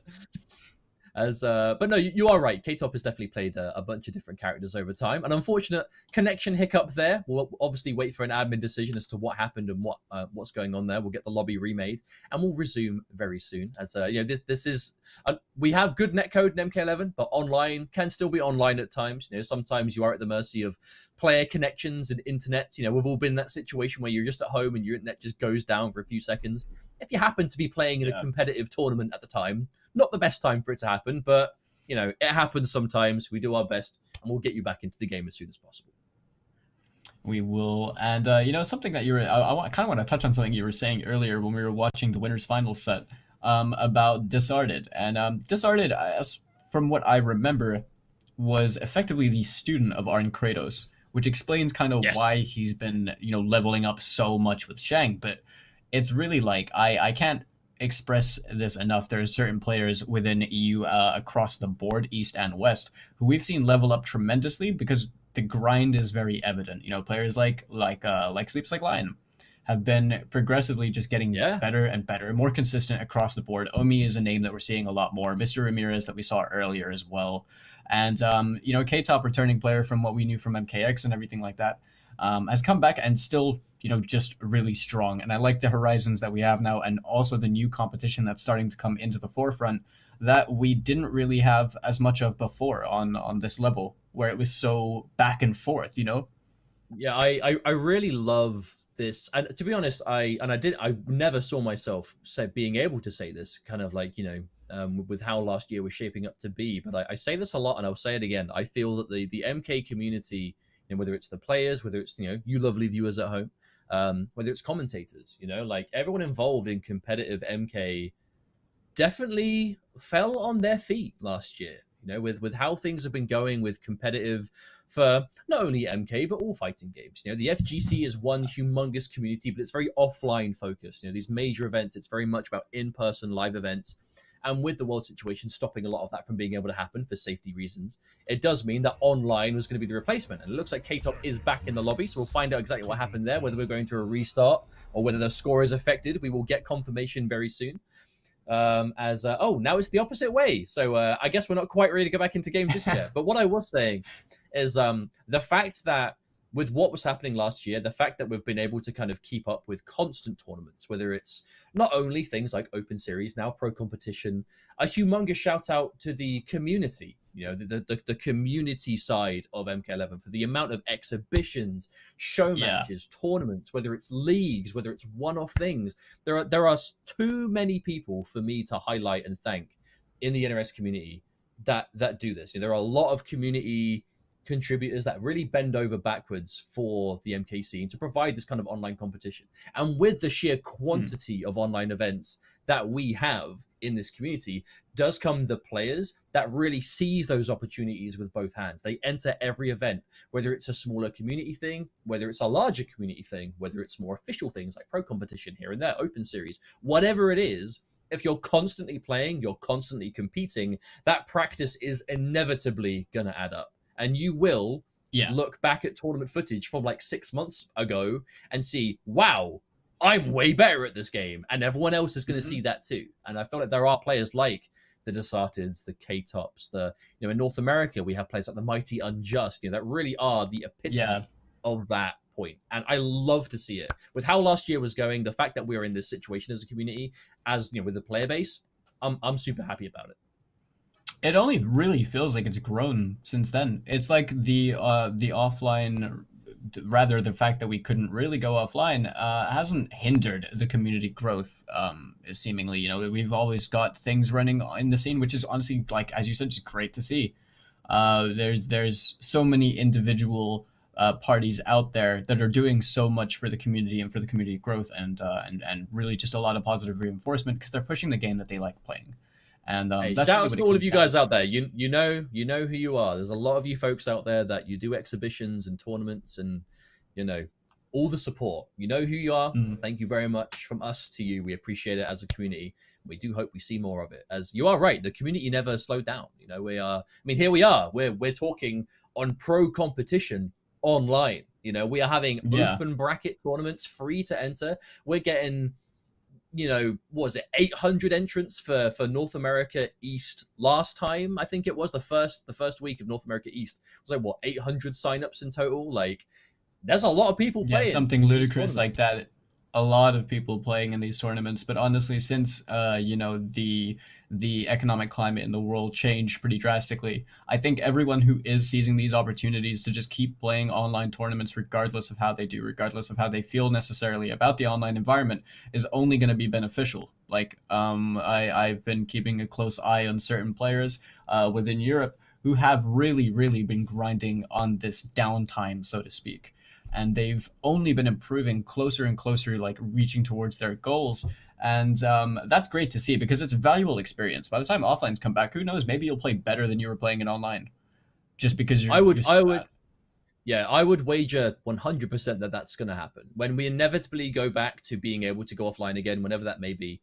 There will be so many players that have used this time to just compete, and when they've gotten readjusted to offline, you know, they've gone into options and they've turned off the online input delay, and they're like, oh, this feels a little bit different. When they get past that initial point, I imagine there'll be a lot of players that will be a lot more successful, right? Whether it's the Josh TQs, the VGYs, the Mighty Unjust, you know, the Pulses, the too many players. See the law corridors offline. I mean, yeah, there's a potential. That would be something. That would be something. But speaking of downtime, just a very brief update. It does look like the players are having some issues connecting to each other. This is an uncommon situation, but one that we will deal with nonetheless. Admins are doing everything they can to get the players in a lobby together, ready, connected, and ready to continue this tournament. So we do apologize for the wait, but we do thank you very much for your patience. We do want to see this match as much as you guys. So we do thank you very much for sticking around. We'll get back into this as soon as possible. And we will, I think that the lobby is getting made as we speak another time. So we'll give it a go. And we'll definitely get to the bottom of it. But we do thank you again for your patience. But let's take a minute to talk about pro competition overall. You know, we keep saying pro competition, but Falcon, walk me through it. What is pro competition 2021? So the pro competition online over here is divided into three sub events. Essentially, they are all part of the pro competition online, but the Interkontinental Kombat focuses on the regions which are Europe East, Europe West, the Middle East, and Oceania. All of them have their own regional matches, their own regional brackets, where they're all competing against each other in the regional finals. They're all really accumulating their points. The North American League is divided between North America East and West, with the top 16 of them, instead of the top 8, as it were, in the Intercontinental, will be advancing to the regional finals. And the Liga Latina, which is Brazil, Mexico, Latam Norte, and Latam Sur, is going to be the top 8 as well, just like the IKK, where these guys are going to be playing in their respective regional finals for a chance at 5K each on the IKK and Liga Latina, and 10K on the North American League. A lot to play in. No matter where you are in the world, chances are you are covered in some way. And pro competition, it's all free to enter. That really is the thing I cannot stress enough. It is free to get involved. If you're sitting at home, and it looks like, I'm not going to get my hopes up too much. You know, I'm going to wait for the match to actually begin before I say anything. But if you're watching at home, you're like competitive, you want to get involved, or you've been playing a lot of time already, and you're like, how can I start competing? This is the way to do it. Pro competition, open series, compete.playstation.com. Would love to see you play. And it looks like, and I'm not going to finish saying it until we start. Okay, maybe.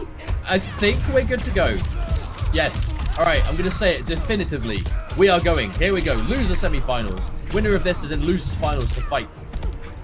Let's go. To finally get this underway, that max height up 3 rather, didn't get confirmed off of, but these down 3 pickups from Sleeping Lion right now, 30% in the corner, or just a little bit over that on this 950 HP character, has a big opportunity here, cashing out on the damage heavily. I have a confession to make. Even though I've seen them play for years, I've only just realized that it's not K-Tope dope, it's K-Top H-Dope. You know, I was thinking this I never read it like this before. I've always said K-Tope dope. Round 2. I have never realized. Okay, I get it now. Don't worry, K-Top and H-Dope, I'll never do it again. Now I know. Until I see them at offlines, I'm just convinced they're either like a Dr. Jekyll, Mr. Hyde kind of thing, or they're like Harvey Dent, and they just suddenly switch between themselves just at the flick of a switch. Oh dear. But what a round though for K-Top, a bit more to the point. This Jackie, so monstrous. Oh no! Is that gonna be enough to kill? Has he got dash punch KB? No. Oh, this is really explosive right now. That grenade launcher did so much damage over time, gradually throughout that round, and K-Top just exploded all over Sleeping Lion, caught him whiffing and overcommitting just a bit too much. That's the Jackie effect. One of the biggest characters that just gets in and just ends the round. You know, it's one of the reasons why she's so strong.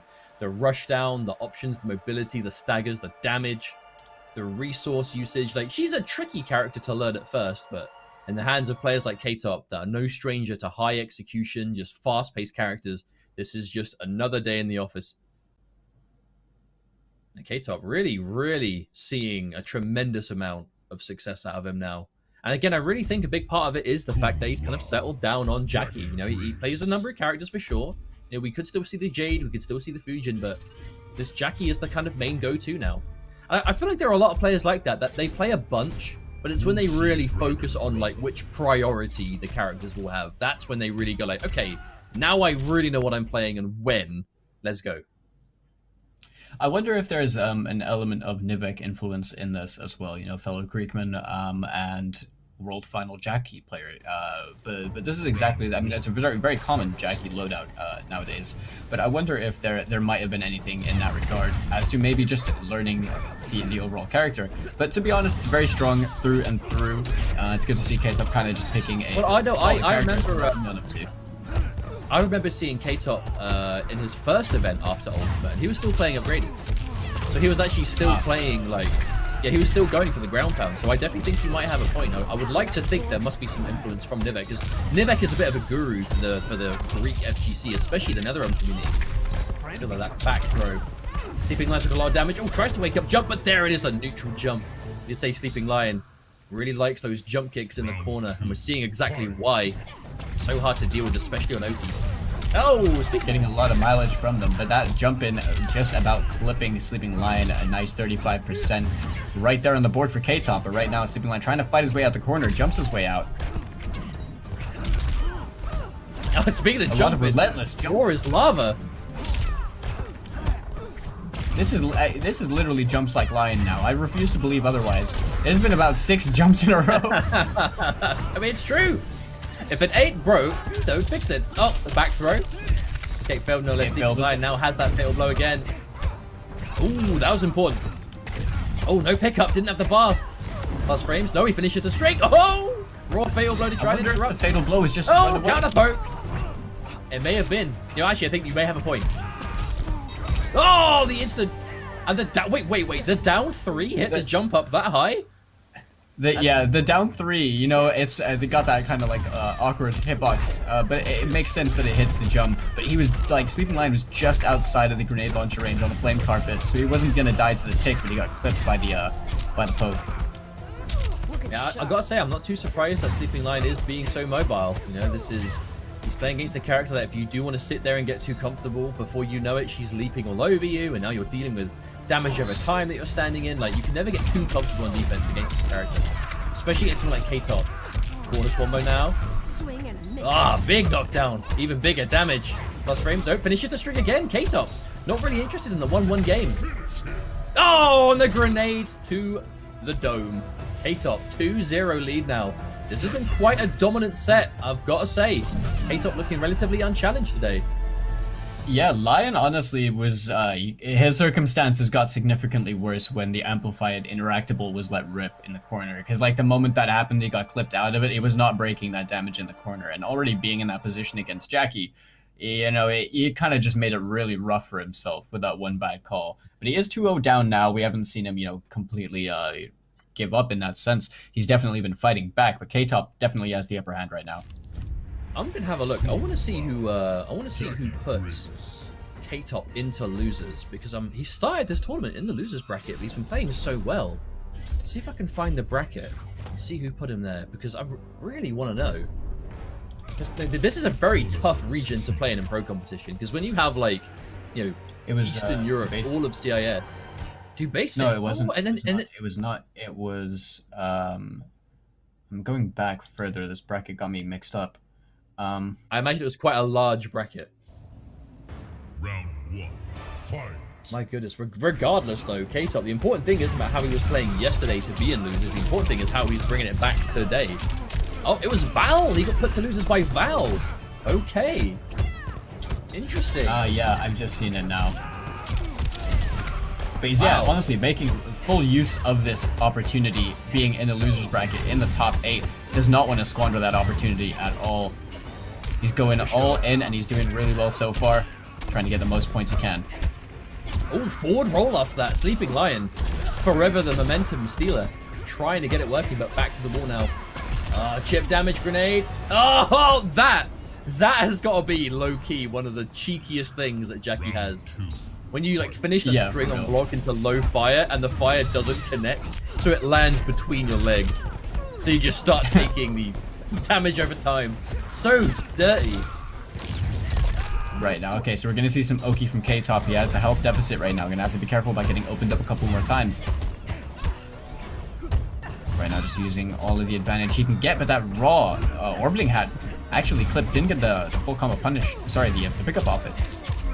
It's definitely one of the more interesting confirming tools is the orbiting hat. Especially if you do it raw. A lot of players aren't used to, like, individual specials by themselves close range. And K-Top right now. Are we going to see him make this? Oh! You know what? You know what? I respect that. Just the raw fatal blow to potentially go through the orbiting hat. I see the idea there. But Sleeping Lion did the right thing. Played it a little bit safer. That's a bit more patient. That's definitely the decision of someone that understands hitboxes very well. Like, it's one of the, like, the edge of the shrapnel would catch the button, or like catch the special. But right now, K-Top has the quarter position to work with Sleeping Lion. Doesn't get the pickup off that up three, but gets down to KB. Without any breakaway in this corner, that's going to end in a lot of pain right here. The flame carpet has not been set down yet. Oh, after both amplified. Hey, oh my goodness, Sleeping Lion is going down swinging. Now, that entire sequence, highly rate that. I mean, it's not even over. Yeah, this entire sequence isn't even over. But what this started from was bonkers. Surely not. No. Oh no, it's Steed. Oh, that is a heartbreaker. Oh, I did not have the bar. If he got the confirm, that orbiting hat was really good, but he didn't get the confirm. He just did the back throw off of it. I think he might have honestly been trying to fish for an escape failed, but the fact of the matter is really, like, it was pretty much disastrous for him after that missed opportunity. And K-Top moving on, so a close. really dominant performance. No, GG's to K-Top, but that final round, oh, that was such a heartbreaker, because we truly went to what could have been a token Sleeping Lion crazy comeback, where he challenges plus frames when he's got like 5% left against a character that challenging plus frames completely just gets you killed. Then it's like a practically like max range jump distance raw fatal blow into back throw while standing in fire. Like, there wasn't anything about that comeback that wasn't some crazy risk, and it was so close to paying off. But close, but not close enough. K-Top is going to be advancing through 2 losers finals, where he will fight against Vitjaz for that grand final spot against Disarted. I can't believe we're actually already here. This has felt like the quickest top 8 I've done in a long time. I think that we've definitely had I think it's a combination of the fact that one of the players obviously wasn't able to play, and then a lot of sweeps. And I think we've already found ourselves here at Losers Finals. And we are quickly approaching the end to see who will be our second winner for the EU East side of Pro Competition in Week 2. But before we do finish off these matches, I do want to take one moment before we go to another break to set up these last few games to shout out to the merchandise for Pro Competition. If you want to go to amazon.com/Mortal Kombat, you can find merchandise based on, you can support individual parts of Pro Competition, whichever region it is you want to buy from.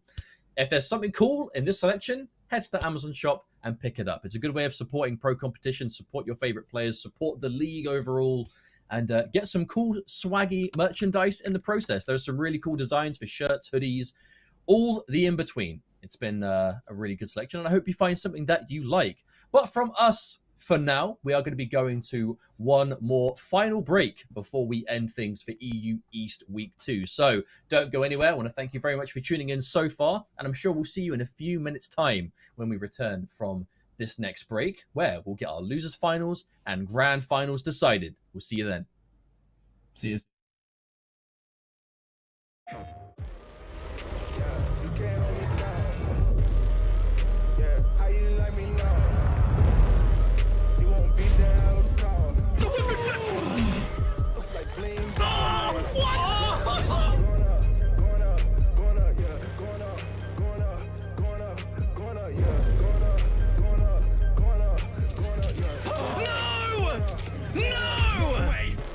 Jokes, no gimmicks, just combat.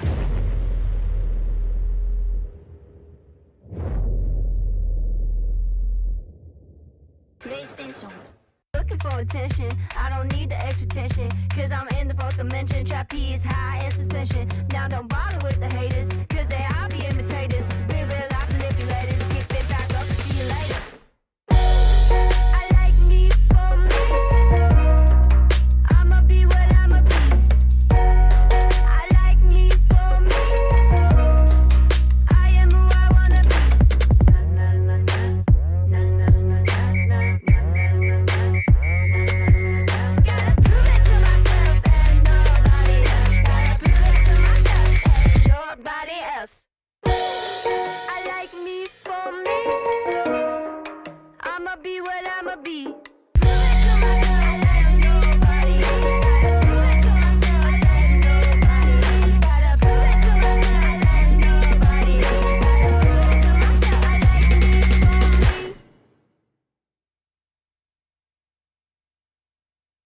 Gotta prove it to myself. I like me for me. Hey guys, Ketchup and Mustard here, and it's time to test your might in the Mortal Kombat 11 Open Series. Ready to rumble? Power on your PlayStation and head to the Events app. Filter by type and select a convenient date and time. Boot up MK11 and locate the PS4 Tournaments menu option. Click it to visit a familiar place, the Console Events tab. Sign up and prepare to play.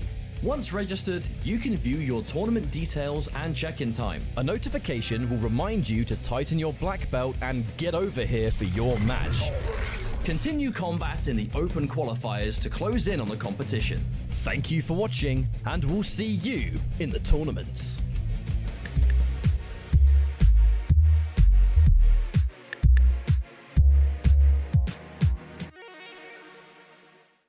PlayStation.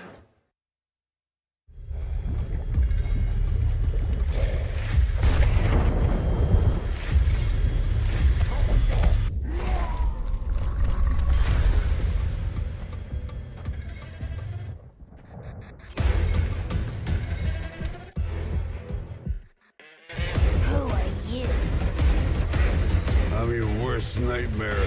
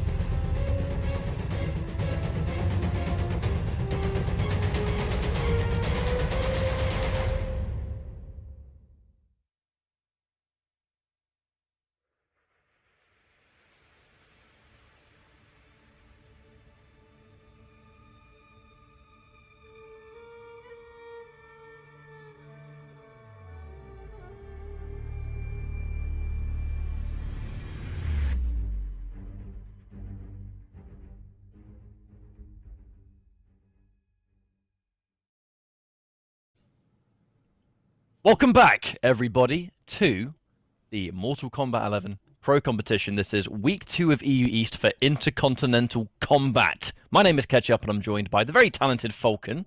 Happy to be joined by you, mate. And it's been a quick day. It has been a lightning fast day. We're about to go into our losers finals to find out who our second grand finalist will be, and then grand finals will be starting afterwards. You can see here it's Vityaz versus K-Top, and then Desarted sitting pretty in grand finals. Of these three players, who do you think has impressed you the most today, Falcon? So far, I want to say Desarted, because his performance across the board has generally been really consistent. But K-Top, on the other hand, has been very explosive. In that last set against Sleeping Lion, he seemed to really just, like I was saying earlier to Mustard, he doesn't want to squander this opportunity. Having made it into the top 8 bracket and loser side, you can tell he's really fighting for as many points as he can. So I think he's quite the underdog in this matchup, but definitely not someone you can sleep on. And we're moments away from being able to see more of it in action. But before we start our matchup, as always, I'd really like to shout out Astro for their support here in the Pro competition, and the fact that Astro are the official audio partner for the Mortal Kombat 11 Pro competition. All of the caster audio is powered by Astro throughout the entirety of the tour. And if you want more information on Astro products, especially their PS4 lineup, you can go to astrogaming.com for all the information that you need.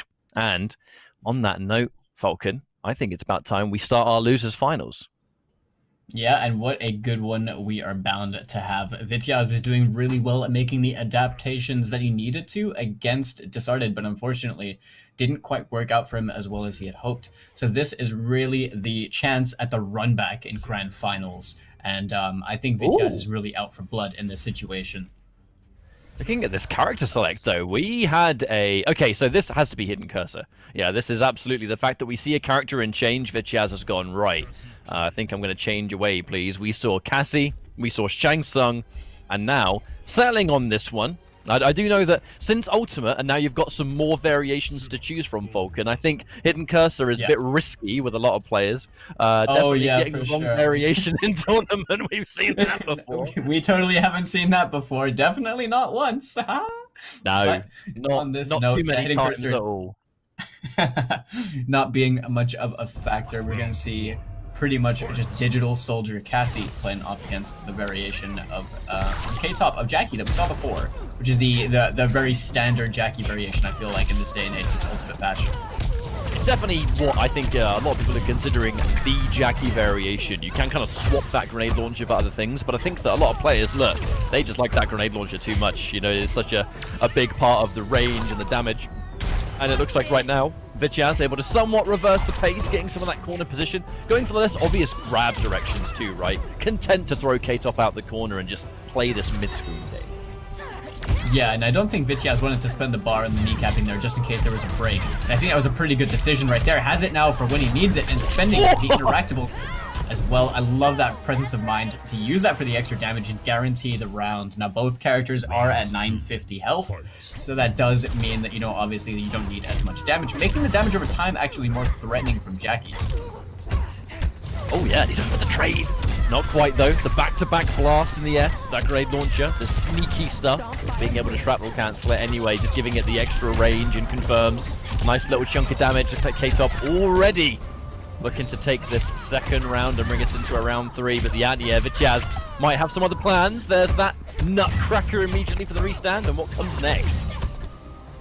That was an exceptional confirm from Vityaz, challenging on that throw as well. The down one working out for them. Still has a fair bit of health to claw back through, but has the fatal blow on deck. If they need it, the KB spent get rid of the damage over time.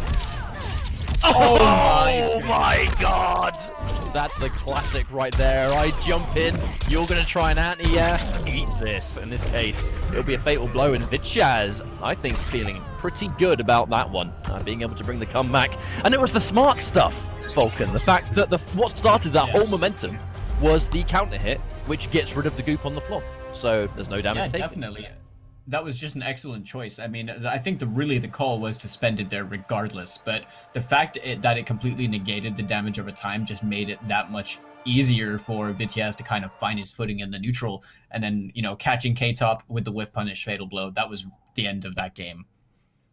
That was the gift that keeps on giving, that counter hit. So many different uses, and definitely something that when players they start to learn the matchup, you start to see the value in things like crushing blows, especially counter hit, where a Jackie player puts the damage on the floor expecting you to kind of get a bunch of free damage anyway, and then these cinematics just getting rid of it. You know, we see it with Kotal Khan with the Sunray, we see it with Jackie, we see it with any character that can create those kind of obstacles. And it's becoming a very common kind of strategy here. But Vichaz continuing to play well. It's no wonder there's this Cassie, I think, in the back pocket for certain matchups. Because if you play Sonya, if you play Cassie, you're probably going to be a very kind of like, I think, fundamentally sound player. You know, you are going to have those kind of like the footsies, the reactions. You can't play Cassie and not have them. Yeah, I agree with that. But cashing out on that crushing blow right there. Oh, didn't get the got the dash under for the side switch, but the standing one went the wrong way, unfortunately for Vityaz. And a big confirm right here from K-Top, being incredibly explosive as we've seen him before, and a forward 1-2 confirm with the damage over time. That is murder she wrote, with stealing away the first round as well for himself in a very quick manner. Yeah, I think Vichaz was also, wow, okay, I was going to say pressing buttons on wake up near that round ending, looking for some kind of big payout, and then, speaking of big payout, we see a down 2 crushing blow immediately, but there's the counter hit again. K-Top making hard reads of his own, 25% just like that, and now the corner positioning, puts himself in the corner, but honestly with Jackie, she can get out of it in the dash, and that's exactly what she did there. And that double grenade launcher being so threatening as well for when you want to try and challenge her when she's directly above you. Oh, the back 2-2 actually clipped in that space. I don't think K-Top was ready for that one. Trying to find a way and gets the whiff punish on the down 2 though. This could be the end of the game if he doesn't drop this combo. 1% in it, which means if you're Jackie with the grenade launcher, may as well be no percent. The second you don't, like, I don't know, invincibility on wake up, although you're probably going to get hit when you're recovering, maybe you can wake up jump, but it's a huge risk because you might chase it down.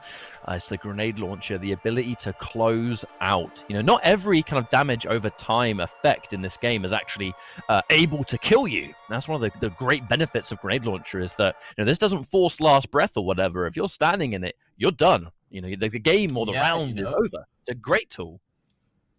Damage over time is an incredibly threatening tool that we've been seeing time and time again since Mortal Kombat 11 has come out. But just being able to secure games, you know, Aaron Black, Acid, Collector, Ground Fire, things like that. You know, the damage over time is being able to kill is a very threatening tool. And in that situation, K-Top knew exactly what he needed to do. He knew that ending in the 4-3, 4-1+3 was going to guarantee him the space that he could use that, you know, just on the ground to challenge anything that Vichaz could have done. It was just over by that time. So now we're at 1-1 between both players. We've seen both players kind of like, you know, duke it out in their own respects. I don't feel like either player necessarily has the advantage right now. Ketchup, what do you think? It is hard to say, isn't it? Because those Jackie rounds, K-Top, he's an aggressively minded player. You know, when he has to play that kind of rushdown style of character, it's no wonder he picked Jackie. So when these games go in this way, where Jackie just overwhelms, it's kind of like, okay, well, that's just what Jackie will do at this level of play. The question is, how does Vichaz turn that around? You know, how do you kind of rise to that occasion when she's just as overwhelming as she currently is? And right now, looking to try and press, and just like that, K-Top catching another mid into a full combo, full confirm, 34% just like that, and now looking to side switch. I mean, I just think this is going to be a game of Vichaz only really able to keep K-Top away for so long, and so he has to just really rely on his defense, which is so hard against Jackie. Yeah, you know, there's only so patient you can be. You really want to try and keep her at bay, and Vichaz doing a good job of fighting away the confirm from the 1-1-1 on the airborne target. The glow kick closing it out, taking an important round for himself in this absolute slobber knocker of a set right now. Yeah, not afraid to challenge. Counter hit, by the way, that's going to be a great start there for Vichaz. Remember, losers finals. I mean, this is elimination territory. Only one more player able to get into the grand finals right here, and both players fighting hard for it so far. The immediate break to save not only crushing blow happening, but the damage of the combo, keeping the side switch. Oh, that mid. We actually have not seen that forward 4 much at all from Vichaz. Hasn't built his game around it because it doesn't seem like he needs it. That's now a 2-1 for Vichaz, who is playing fundamentally sound and is also, I think, not too shy of the matchup so far. Now, Jackie, Falcon, she's so overwhelming and she's so difficult to challenge. But if you have those kind of like small little bits of matchup knowledge, you know, when you can get a standing one, whether your character can standing one, whether you can anti her, you have to be prepared and willing, and Vityaz quite fearless, I think, in that respect. Yeah, something we saw from him as well when he was playing Sonya was that he's very aware of the character's tools and will definitely try and use all of the tools at his disposal. And we're seeing that a lot with Cassie. You know, there have been instances where he's tried to standing one at the wrong space and it gets clipped by the forward 1-2s by Jackie.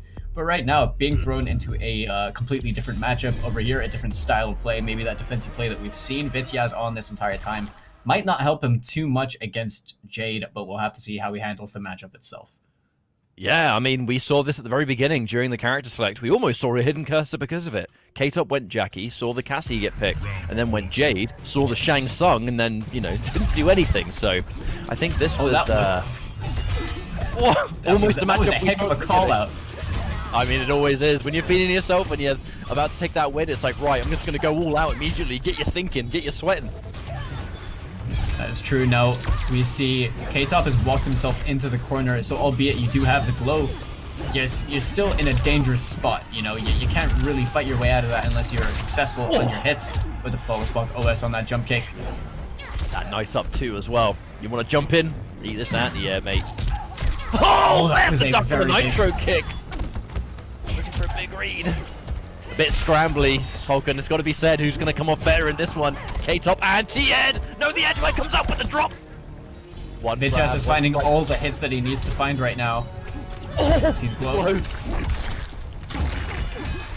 right, this is a hard read, and the K-Top, the moment he did that pole vault, he put himself in a guess for game and wasn't quite able to get the right call out there, Falcons. It's now match point for Vityaz. Looking like he's one round away from that grand finals. Can he pull it off though? He's so close. Looking like he really wants the run back against Disarded as well. And lest we forget, it was actually Vityaz's teammate that put K-Top into losers, Val, as well. That Delia's dance being ever so oppressive in the corner, very difficult to deal with. You know, +8 on hit, safe on block if you spend the bar. Oh, and the armor break. Didn't have the meter to amp, but at this point it doesn't matter. That back three hitting nice and meaty. An opportunity for K-Top to bring himself back in, and as you were quite rightly saying before he rudely interrupted you with that armor break, it's just like the Delia's dance in the corner. You lose the combo conversions, but it keeps a lot of momentum, and that is what it's about. Restand in this game is actually scary when you consider the fact that other restands are about +4, +5. It's one you're forced to respect, and with an 11 frame mid, you know, she's essentially just keeping you in that guessing game. But right now we're playing a mid screen and we don't have the corner to worry about, or even Delia's dance. For that matter, with the KB catching the ball straight away. It did manage to turn off the glow as well, that KB. K-Top forced to go for it almost immediately, tries to whip punish the pole vault on block, tries to counter poke with fatal blow, but the armor was not available. A bad trade as well for the Greek, because he's now one hit away. There's that wiggle stick, needs a bit more than that. Over commits to the back 3-4-3-4 and pays the price. Vityaz moving on into grand finals here. We're going to see some decided action.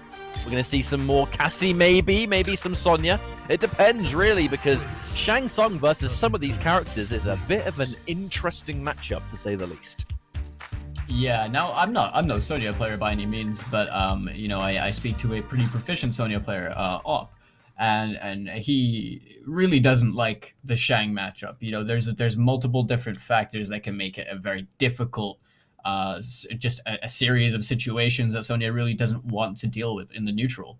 I've never spoken to a single Sonya player that has ever enjoyed the matchup. Whether you've spoken to Dizzy TT, Orp, and the absolute ton of Sonya players, they've all been like, oh, Shang, oh, that's a matchup I'd rather not play.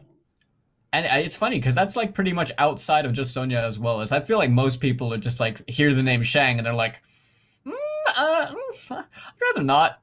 And he's got a lot of winning matchups, hasn't he? He does. He's a pretty strong character, and I feel like with custom Shang, there's so many flexible ways of playing neutral with him, because the difference between, you know, like what I was discussing with Mustard earlier between Force Lift and Eruption can change a lot of different aspects of neutral itself. But Vityaz played a really good Cassie, so I'm curious to see if maybe Cassie is just more favorable against Shang. But I really don't know how that matchup goes either. I'm not nearly knowledgeable enough on Cassie alone. That's why Vityaz plays multiple characters, because you do. If you are a character element of a character loyalty. You've got a main, right? You've got a favorite character, but there are certain matchups which you'd very much rather not play. Having that kind of strong secondary, that backup, it's something that's been prominent in Mortal Kombat for many, many, many years. Where look, if your favorite character just so happens to be a character that doesn't win versus everyone, or at least can't hang against everyone, then you need to make sure that you have the peace of mind with that character to know not to use that character for certain matches. And that's where secondary. Yeah, there comes a time where, you know, the character loyalty will come back to bite you in the backside. And especially when the character that you're loyal to isn't particularly regarded as like, a top 3 character, a top 5 character, or anything like that. Who would generally kind of, a rule of thumb would be like they would generally be able to deal with most of the characters at a default level.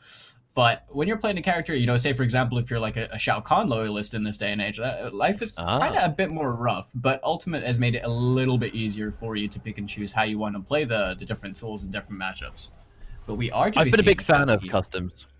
The customs coming through for me is just allowing character specialists to be character specialists. It's been a bit more likely, I think. And as you quite rightly pointed out, we do see the Cassie, and it is entirely, I think, because Vityaz will not want to play Sonya versus Shang. However, we can see this other element of Desarted going in with the not quite shapeshifters training, and there's a reason for that. He's going in with the 3 morphs that he knows he's going to use, while at the same time not having to take shapeshifters training because he keeps the corpse drop. So we kind of get the best of both worlds here. And here we go. Falcon, it's going to be Grand Finals. Desarted, who has been an up-and-coming Shang Tsung for a very long time. I would say at least, top 3 in the world, maybe even more. And we start off with the knowledge, jumping out of the corpse drop and getting that jump in punish. This could be a juicy Grand Finals. I totally agree with you on that one, Ketchup. Now, Desarted's really cheeky for trying that 4-2-4 into the close corpse drop, because he did the same thing to Vityaz in the Winners Finals. And Vityaz answered straight away with Sonya's air kick, and then punished him the exact same way. So I think being a bit cheeky and checking him in the beginning to see if he would still answer it the same was probably a good, a bit of information for Desarted to have. But right now, he is with the health lead. He does have the corner. Oh, as I say, he gets thrown out the corner. Not much to worry about in that sense anymore, but he does have the fatal blow on lock if he does need it. Oh, can't hit! That's not going to be enough. No, it will be just enough. Wow, I was almost convinced that he was going to be just shy of being able to take that one. And Vityaz getting, again, the less obvious. Whenever you see Vityaz with the Cassie, I feel like he's just so content to not have you in the corner sometimes, because he'd rather be mid-screen. Rare footage of Desarted doing a jump kick, not into the Ermac option select. Normally, bang on the money for that one. Half-life already gone here. Desarted has the advantage at range. Oh my god! My man reacted to that one. Yeah, looking like he's in a really good position right now. Vityaz has his throw tech, but right now he is at 950 health. He is at a bit of a health deficit, but he's got a good positioning to work with. If he can keep Desarted locked down, he could potentially turn this in his favor. Jump in, Ermac out of nowhere. Vityaz has to go for the break. And the thing is, the breaker was quite risky. Looking for the short hop, testing the knowledge. Vityaz confident in maybe taking the round, but I think that break with the incoming uppercut was a bit greedy pass. Yeah, definitely. You can tell he really wants these individual wins on the rounds. He's trying to make it matter. No flawless block challenge on the 4-2-4-2, but a nice anti-air gets broken away. Didn't overcommit with the kneecap, and now finding one for himself. So he's gonna confirm this one into a nice 29% almost, just over there. Another one, though, using the corpse drop up close, but off different strings to kind of mess with the timing. Speaking of messing with the timing, here comes the straight pistols. And nowhere amplified for those plus frames. The neutral jump, and there's no way Desarted can challenge. Can't break even if he wanted to. The Nutcracker, and now Desarted having to make a full life comeback. But those that have seen Desarted play in the past, he can pull off these crazy comebacks. Almost had an opportunity to short hop over the down 4. Okay, he's going to heal a couple of percent. 7% left in the tank. The 1-1 blocks the wake up 3. Lovely tech from Vityaz, but can he pull this one off? Plus frames. Challenges it. And that was very risky from Desarted to use that string as well. Going to end in the fatal blow for as much raw damage as he can get out right now. We knew Vityaz didn't have the bar to break, but he's frankly not going to get more than this off a touch, and he can't afford to take another one for himself. This is now do or die for both players in this situation.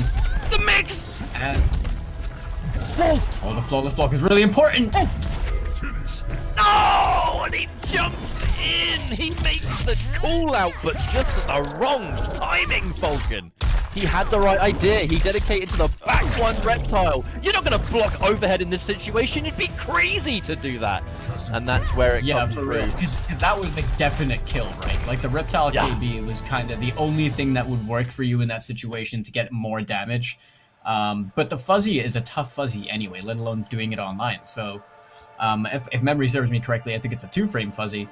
But right there, it was so neck and neck, and I think the decision to go for the straight guns was just a really good choice. I mean, Desarted's a player that likes to use jump kicks a lot, and getting clipped by one of them at the wrong time into an OS, into an Ermac lift, that would have been game. And then he had the smoke shake preemptively for the kneecapping, and right as it disappears, that's where the kneecapping comes out. If he held it down for a second longer, that would have been game over. But I mean, it's a hard read anyway to do the shake. Holding it, you had to be a madman. He needed hindsight. We're only able to sit here having watched the outcome to say, oh, he should have held it, because in the heat of the moment, there were a million things you could have done right there. But as this is a double elimination tournament, Vityaz is coming in from the loser's bracket. That's game 1, 2 more of those, and we're resetting things. Decided has to win this 3 out of 5, and that's it. On the winner's bracket, you've got less work to do, but there's the immediate read in the standing 3 with punish out. It's crispy. The fact that he ducked as soon as the game started is such a big call out, honestly. Like, I don't think Vityaz has started with anything that's necessarily a high, so this means Desarted is so far into the mind game that he's already aware of what he's going to do, and a swift punish, forcing the breakaway on that shoulder charge. Now, one thing that you do see a lot here from Desarted, now we haven't really seen it since Ultimate because he doesn't take the Rain super kick anymore, but that forward 2 into Rain super kick confirmed, that was something that he had on lockdown. But obviously the forward 2 on its own, you just lose that utility when you don't have the super kick. Tries to punish and gets hit by a distance jump. There's no way he's feeling good about that one, but it doesn't matter. He's going to get standing 1, uppercut, round win. That was a close one, Vulcan. That was. That really was. Now I question if does Cassie's 1-1-1 not true combo into the fatal blow? Because that was surely the round for him if it does, right? Maybe it doesn't. Like, I mean, he obviously knows Cassie better than I do, but I think I want to think about that. I'm trying to think about whether I've seen it before, because I know we used to see the Ash Queen, right? It was 1-1-1 stun into some kind of button fatal blow. I'm just definitely drawing a blank on what button that was, as I don't play Cassie myself. Yeah, it was the drone burst into like back 3 fatal, I think. Yeah, or like forward 4 or something as well. You see a lot of that stuff. However, making the hard call out, but at the very least, maybe Vityaz ever gets to a safe distance. Here comes Ermac though, and every time that Ermac connects, you're taking quarter life. My friend! Oh my goodness! That was insane. Like, I feel like that was intentional, and I want to give him the benefit of the doubt to say it was intentional, because that was just sick. But it was only part 1. Didn't have meter to amplify. Goes in for the charge. There's the jump in again. Oh, the grab hits, but he'll survive barely. No, he will not. That must have just been the right amount. The right perfect amount down to the percent. The fact that Vityaz was able to somehow bring that one back. There's the whip punish. Definitely fishing for the mix-up. The Ermac out of nowhere. And that's just a down 2 to say, give it to me. I want it. Oh! Vityaz definitely shifted in that last round, but right now, Desarted has a significant healthy right now. That was a really smart choice. If that had worked, honestly, that I feel like there's some tech, hidden there about catching the second gunshot. Sure there is.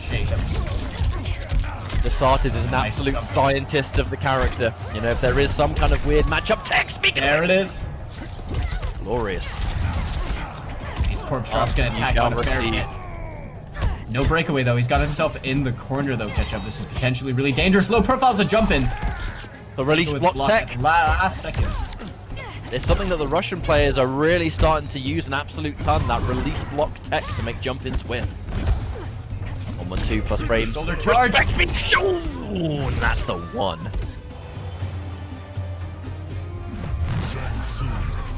Just like that. Desarted answering back.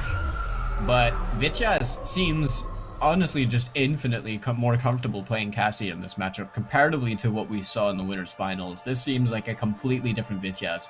It's like the set against K-Top kind of just awoke something within them, because we're seeing them play just a lot better just across the board. The call-outs, the decision-making in general, the fundamental choices. There's a lot of different components that we can point out. But the fact of the matter is right now we are at an even score. And this Now, is better here's than the Started. thing. That's definitely the correct. I think when we think about even score in a grand finals where technically it's 1-1, because it is, it is technically correct for sure. But then we look at the long game of this, how Vityaz, if it's 1-1 right now, Decided needs to win 2 games, and that's just it. The tournament is over. The job is done.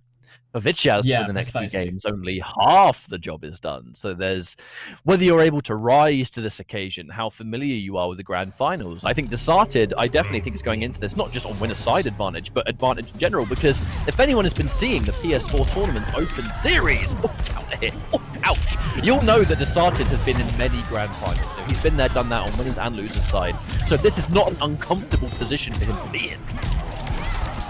And right now he is doing a lot of damage, using that stand 3 at the max range. Really good choice. And he challenged on the jump in the Injustice style anti-airs with that instant air to air.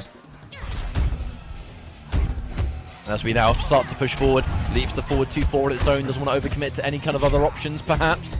Doesn't want to give you an opportunity to flawless block and maybe put yourself out of the corner. The reverse grab there, Vityaz. Another whiff punish, but didn't commit to the standing 3. But the Ermac clip whiff punish! You cannot stick buttons out against this guy. Ermac's going to come out, and he's not going to be very happy about it. 8% for the bar, though, not too much for Vityaz, and I feel like there's a certain element of, reads that Vityaz is trying to make, which unfortunately just aren't happening with the back throw at the corner. Unfortunately, just losing that good positioning for yourself. It looks like he's starting to enforce once more the back one slide. It'll be so easy to look at that and go, why do people always get hit by the slide? The overhead on its own, that's crushing blow launch. It is far more punishing to get hit by the overhead than the low slide. So sometimes players will just take it. They'll just be content with the damage. It's just honestly like far less intimidating in the grand scheme of things. I think Vityaz was pretty surprised over there. If you noticed that little thing where he stood up real quick just as the jump kick came down. I think he might have been trying to get the OS on the flawless bump on it. But right now he's in the driver's seat. He's got a nice health lead.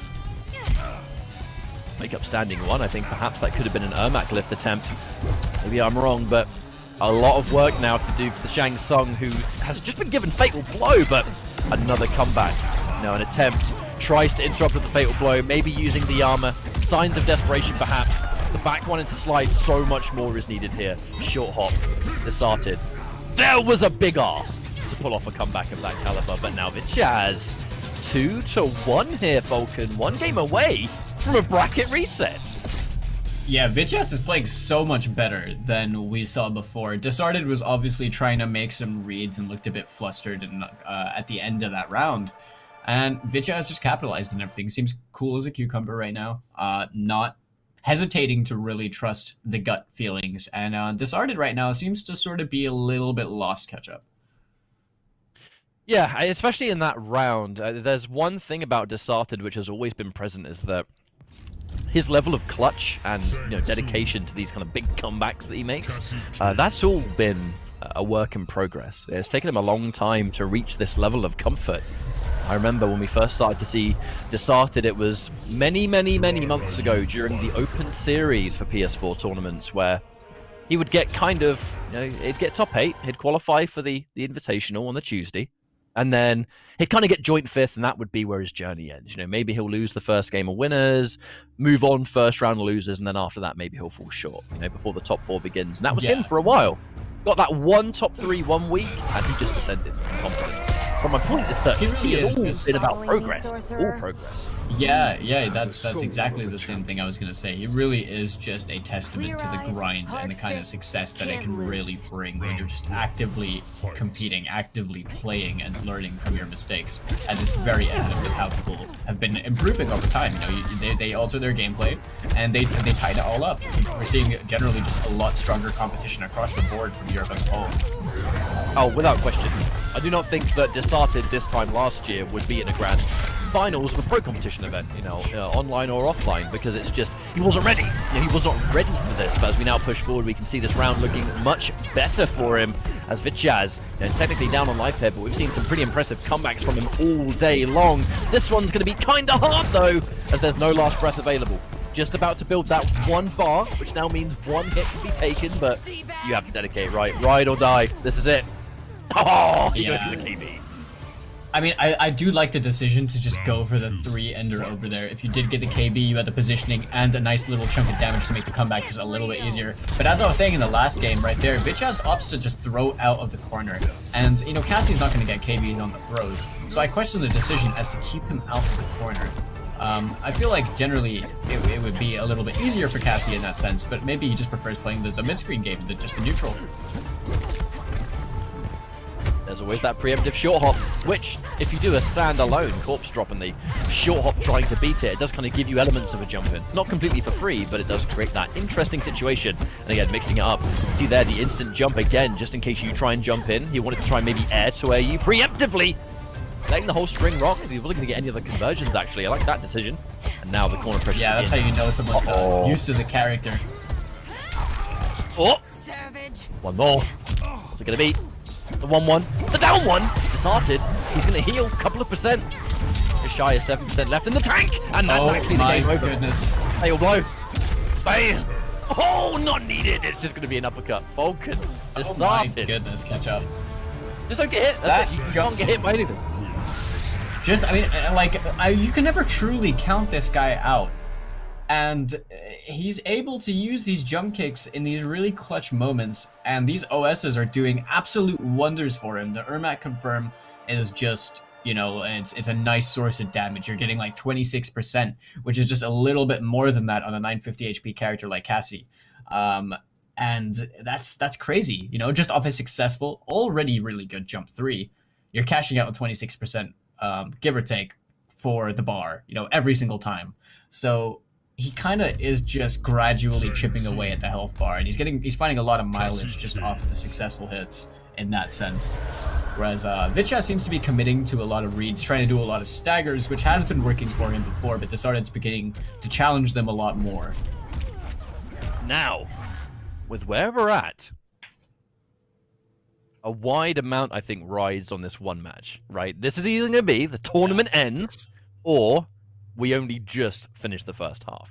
That's where things get interesting. If there's a reset here, we're going to ask that question, who has more stamina in tournament? Whereas to start it, there's just going to be that immediate objective to just get that last win. Again, the smoke shake, but releases it frames too early, as it's a knockdown from Vichaz as an opportunity to come forward.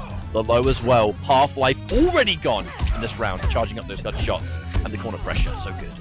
I like this really mild adaptation from Vichaz to use the back one a lot more in the corner. I hope that now he's maybe favoring the corner position or something like that, making it just harder for Desarted to try and work his way out. Nice block. Oh, get the punish on the reptile slide. It's a forward 2 or a back 2 punish, I believe. But that maybe is a clean round. This is potentially the make or break situation right now for Vichaz. A lot is riding on this one round win that he needs to secure. Desarted, the jump not kick out of to it. I'm getting significantly more nervous every time we see one of those close range exchanges. The whiffed smoke. Trying to play these hard reads. The counter hit already spent. Now that's going to be gone. Vichaz looking a bit more comfortable, and there's a full jump in, correct? Oh my god, let the whole string go on it! Short hop was a bit unnecessarily risky right there. 26% for Desarted, but a big opportunity for Vichaz. Gets the throw. Now with the fatal blow ready, all Shang Tsung has to do is hit you twice. That's it. One of them into fatal blow, and the other any confirm at all. Whiff punish. No! Oh my goodness. That could have been a huge whiff punish with a 1-1-4, but we just didn't see it happen from Desarted. And Vichaz resetting the bracket, tying it up back again to 0-0, clawing his way through losers and forcing the next set. Now, I asked the question before. If we get a reset, the question comes in of who has more stamina in this kind of setting. Yeah. Because either this is, if you're Vichaz, you're sitting there thinking, right, pumped. I just won the game in that fashion, I'd like to add. You know, a dominant game to win. And then it's right, let's do it again. Full throttle all the way forward. And if you're Desarted, I kind of feel like I know how Desarted kind of feels about some of these tournaments, and there's always an element that maybe there's this small bit where Desarted's thinking like, oh, you're so close, and now you've got to do it all again. You know, like it really is Yeah. so many different mindsets that happen when a reset takes place. Like I cannot undersell that. There are, and curiously, I think it always, obviously it's going to vary from player to player, but I feel like a good choice generally, to make when you're in this kind of situation is just to reset the mental, because the adaptation that you were making and stuff in the past set before the reset are still like important. It's all important. But really, if you let that kind of hinder your performance going into the games after the reset, that's really where we see the loser sweeps just happen. Is when the morale of the person who was in winners and got reset has significantly dropped. Oh yeah, because the player in the losers bracket, you just have to win fresh off losers finals going into grand finals. You warmed up, you're good, you're feeling there, and then you just get a reset in this fashion with Vichaz. You can see this momentum already coming forward. The anti-air gunshots, like this is the exact same level of preparation. Vichaz, although getting caught in the chin, that's definitely one way, and the break. And one of those breakaways, that's unfortunate. Oh, I'm back. Not quite. No counter hit. Yeah, that was really fortunate we decided as well to get the down to making the right read over there. But right here, you're in danger territory in regards to the Ermac lift. You got to be careful about doing things like jumping in, because one of those into a simple confirm and you are dead without that breakaway. That's why he did that jump in right there. Probably didn't plan on getting caught by the string though, and the Chaz trying to stay a little bit safer across frames. Expecting some kind of jump or button press perhaps, staying a bit safer. The whip punish from Ermac says, what are you doing? Put the guns away, Rain. I just came out. Combat Pack 2, baby. Round 2, fight. And yeah, Desarded, honestly, right now, showing that he is not down and out for the count. This guy made Grand Finals winner side for a reason, and he's fighting back in a way that seems just harder for Vichaz to deal with right now. Trying to go for those straight skulls. That kneecapping's gonna low profile all day. Oh, there's that reptile slide.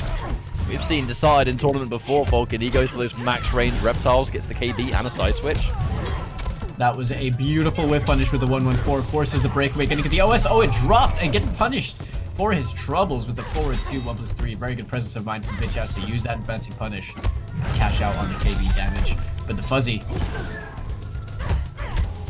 betting the farm on it. As always, the down one, short hop into 114, trying to be sneaky, but a confirm.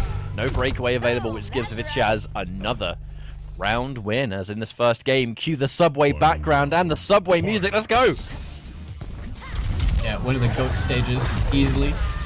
My favorite. Right here, it's a top 3 for me. The back throw, yeah, doesn't have the corner position. Not going to matter too much right now. This is kind of, Vichaz's game to lose in this position. But this has gone really back and forth catch-up. We're seeing a lot of split decision-making that's capitalized on and doing very well for each player respectively. I feel like this has every opportunity, and now the down 2. You can't really break, and Vichaz understanding that. The down 2's coming, and there's nothing you can do to stop it. Ermac granting this degree of unbreakable damage is one of the extra elements that makes, I think, Ermac the most efficient more. The smoke shake or the Ermac clip, there's always a bit of a toss-up between which one is better, arguably, but across the board, the damage and conversions and everything else that Ermac grants you, incredibly strong. And now the corpse drop! There's the jump! Whoa! He actually has the right idea, but does the wrong distance! If he did the further reaching one, surely that would have landed.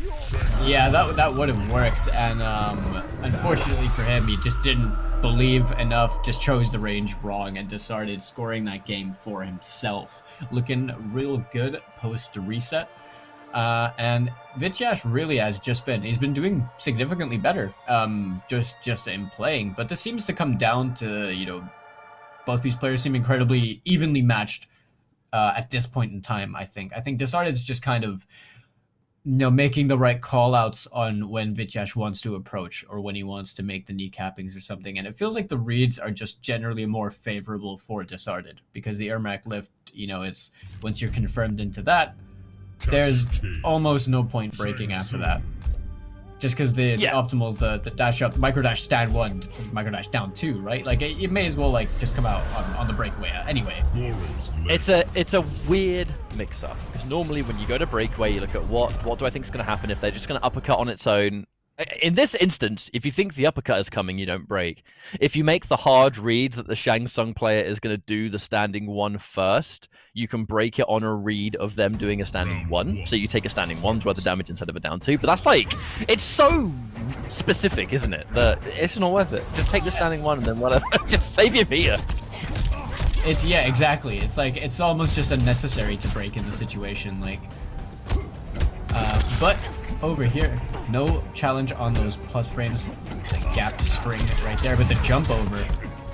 Find a confirm, it gets the breakaway, but yeah, 20% right there, gets the punish on the shake. That's really important. Yeah, hard read there from the side, thinking something was coming. Definitely wasn't that. Now there's the punish, the side twitching grab, important for Shang Tsung. Now, you're so used to seeing Shang Tsung players rocking that ground eruption, but let me tell you, Ermac lift in the corner gives Shang Tsung some insane damage, which is why Desarted punished it with an untechable grab. Because now if he lands 2 touches, it's no break. Breaks late, but now you cannot get hit. If you get clipped here, that will be the round over. Pushing away. Oh, that's it! Oh my goodness.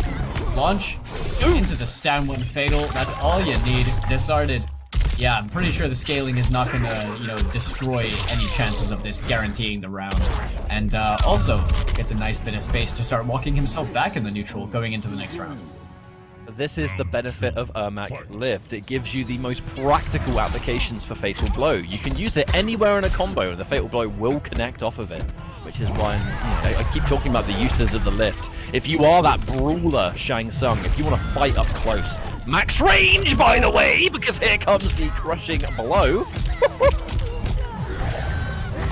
It's stuff like this, the very peculiar specific max range that only people who have used Reptile Slide enough are really that accustomed to that they can just Hail Mary it out. And the KB on the counter, closing out the game. Disarted, changing the pace of things, saying that Vityash may have reset the bracket, but he is going to try and win this grand finals. That is Desarted feeling the momentum. I was a little bit nervous with how things went in that reset. Vityaz just completely steamrolling, felt a little bit like Desarted got into his own head, but quickly able to shrug it off, go for a you go right back into the next match, and you're all good to go. The swift 2-0 here for Desarted, where the corner was your home. Right there, you know, are you too good for your home? Answer me. The Ermac lift at the very last minute to get that extra combo damage. It's so good. Unreal. Can we add Happy Gilmore to MK? Just different gear for all the different golf clubs. Yes. The super rare one would be the super. It would be the super rare one. Would be the hockey puck, wouldn't it? It would be. Oh yeah. Oh yeah. Give him the ice skates and everything. But yeah, no. Disarted looking super confident in this after this reset right now. And it seemed like Vityash might be just taking this time to think. You know, I don't really think that Cassie was necessarily the losing factor for him, but perhaps all the adaptation that Desarted's had to make along the way to Cassie might not help him too much against Sonya just in that first game. Still gonna need a little bit of adjusting too. This is that constant situation, right, where Desarted 2-0 up. Now if you're Vityaz, you've done half of the hard work. You reset the bracket, but now you've got to do a reverse sweep. It's your only way to survive. And he has gone back into that Sonya, the original main. However, it's going to be an interesting matchup, you know, because we are going to have the corpse drop here, but different element. It's not going to be corpse drop in combination with ground eruption, which is, you know, both of those things that a lot of Sonya players dislike in the matchup. But the smoke shake and corpse drop, I mean, arguably, does that even make it worse? Because now the block late, the forbidden crushing blow that you never see on the Ermac clip. Absolutely forbidden. It's just so rare. It's like the triple straight skull. And the down to ender 24%, just a little bit over actually, probably about closer to 25. 950 HP, stuck in the corner with only 1 round left to win. Disarted is in the driver's seat to win the pro competition online at the IKK week number 2 for EU East. But Vityaz gonna have to answer back. Oh, there's that immediate back one. I mean, that's one way to answer back Vulcan is Desarted. He's been there so many times in open series, but this would be one hell of a result for him in the pro competition. His grind across the span of at least 1 whole year, you know, a constant grind and playing and entering tournaments. Now, as he finds himself 1 round away from the big win of week 2. It would definitely be an intensely, an intense morale boost, wouldn't it? Just to feel like you've just represented your region really well, but obviously both players over here hailing from the CIS regions. But right now, Desarted looking like he's... Oh my goodness! Wait, she's 950 health. Is that not it? 950. I think it's done. Oh god. That's it. That is enough for Desarted. The 950 nature of Sonya, the friendship coming out in Desarted after conceding the bracket reset for Chaz, who, shout out to you, for giving it one hell of a ride and giving us at least the second half of Grand Finals, but the man of the hour, Desarted. The Shang Tsung, I told you, keep an eye on this guy because he's no joke. He's been all over the Open Series, and now with Pro Competition Falcon, he is starting to roll into Interkontinental Kombat, has got himself a first place here as well. I tell you, like, minimum top 3 Shang, probably even top 2, in my opinion. This guy is ridiculous. Yeah, I mean, the only other Shangs in question really around, like when Foxy was playing Shang a lot and, are in Kratos, really. Those are the other, like, I think household Shang Tsung names that we've kind of grown accustomed to over time, excuse me. And overall, though, Desarted, doing incredibly well. All that experience from the Open Series has clearly come in to help so much, where now you're in a pro competition environment playing for those crucial 350 points for a chance to qualify for your regional finals. And absolutely, just blowing it out of the park, adapting completely after that reset, and taking the grand finals over Vityash, who I think still played incredibly well to make it this far, but still fell to the person that ultimately put them in the loser's bracket. It was one of those days where, without question, the top 2 players of today for EU East was the 2 players that we just saw in Grand Finals. It was a great display of, the Cassie was really impressive to me. The Sonya was always going to be a difficult matchup. And then the Shang Tsung from Desarted, who, that was just one of his many variations, by the way. Sometimes he takes the Launching Corpse and Ermac. Sometimes he has very matchup specific variations that he takes. I saw him fight Law Corridor, and he had a variation which was the ground eruption and then the soul swap, where he sees the back forward 4 as it goes across the screen. He soul swaps just to nullify it and the super jump. There are so many little things that he does that just makes him a very smart player. And it's crazy because you can really tell, like, the character specialist in him really thrives in this environment since the ultimate patch. Like, these customs having the different loadouts for a variety of different matchups, so you're able to handle everything that anyone could really throw at you in the game, is just incredibly intelligent. If you are a character loyalist in a competitive setting, and of course your character is obviously going to have to be, like, solid enough to be able to deal with everyone, and if that's the choice that you're making. Now, on that note, let's have a quick take a look at the bracket so we can remind anyone that might have just tuned in, maybe just got here for the grand finals, the journey that was had.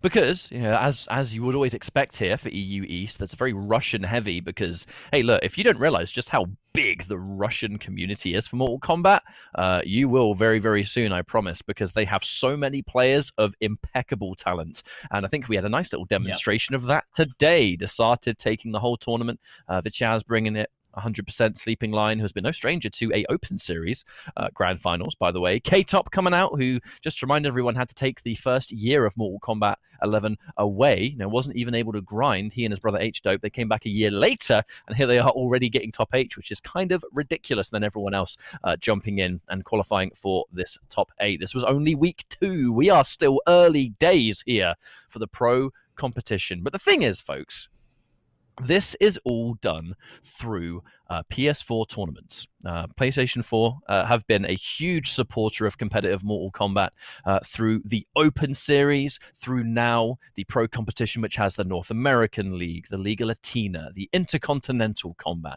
It's all here in all of its different shapes and sizes. The Mortal Kombat 11 Pro Competition is presented by PS4 tournaments. You can check out the Open Series over at compete.playstation.com. PS4 tournaments are weekly competitions for all skill levels. Compete against your friends and rivals for unique rewards. You can visit the PlayStation 4 Competition Center, the one-stop shop that has Mortal Kombat content, and it gives an inside look over how top players play. You have tips and tricks, and actually, they do a whole bunch of different content as well. Player interviews, we do the final round. You can go on all kinds of different channels, and there's a lot of stuff to see there. Vulcan, but why don't you send us off for the day, mate? Yeah, we do want to thank all of you at home who have been watching and tuning in for this amazing set of Mortal Kombat 11 action that we brought to you today. You know, shout outs to Ketchup, who's joined me over here in the top 3 segment, and Mustard, who I was with earlier on. And obviously to everyone behind the scenes that keeps the stream running so greatly. It's honestly such an amazing time that we live in, that in 2020, 2021, we can play these games in an online environment with an online-based cup when the world is kind of gone up in some unfortunate circumstances. So yeah, you know, super just shout outs to everyone involved. It's been amazing, and we look forward to seeing you guys return when we bring back EU West with another top 8 on the line just shortly later today. So thank you guys very much for tuning in. Yep. Indeed. And we will see you guys soon.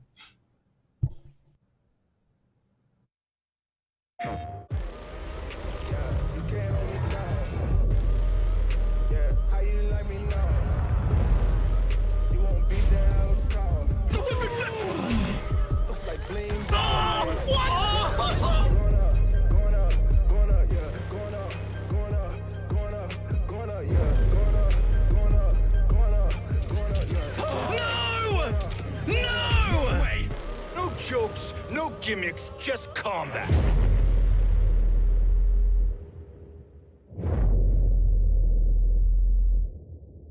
PlayStation. Looking for attention, I don't need the extra tension, cause I'm in the 4th dimension, trapeze high in suspension. Now don't bother with the haters, cause they all be imitators. Real life manipulators, get fit back up and see you later. I like me for me, I'ma be what I'ma be. I like me for me, I am who I wanna be. Na na na na na na na na na na na.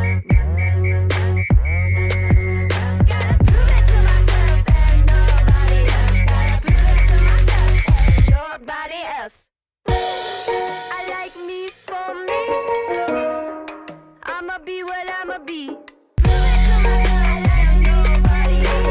Gotta prove it to myself like nobody else. Gotta prove it to myself like nobody else. Gotta prove it to myself I like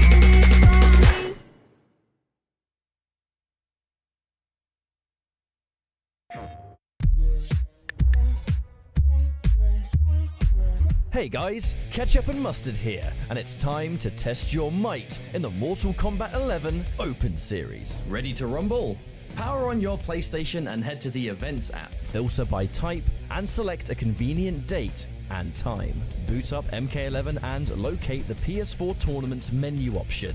Click it to visit a familiar place, the Console Events tab. Sign up and prepare to play. Once registered, you can view your tournament details and check-in time. A notification will remind you to tighten your black belt and get over here for your match. Continue combat in the open qualifiers to close in on the competition. Thank you for watching, and we'll see you in the tournaments.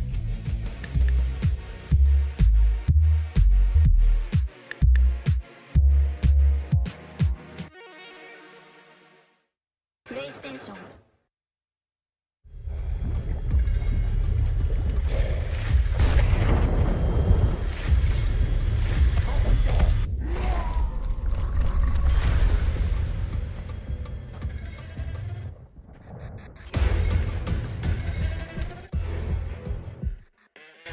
Who are you? I'm your worst nightmare.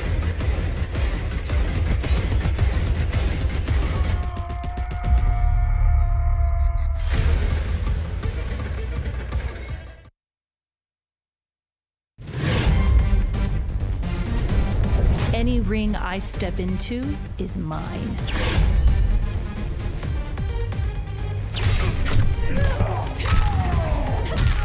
End of the line. Then this fight is now personal.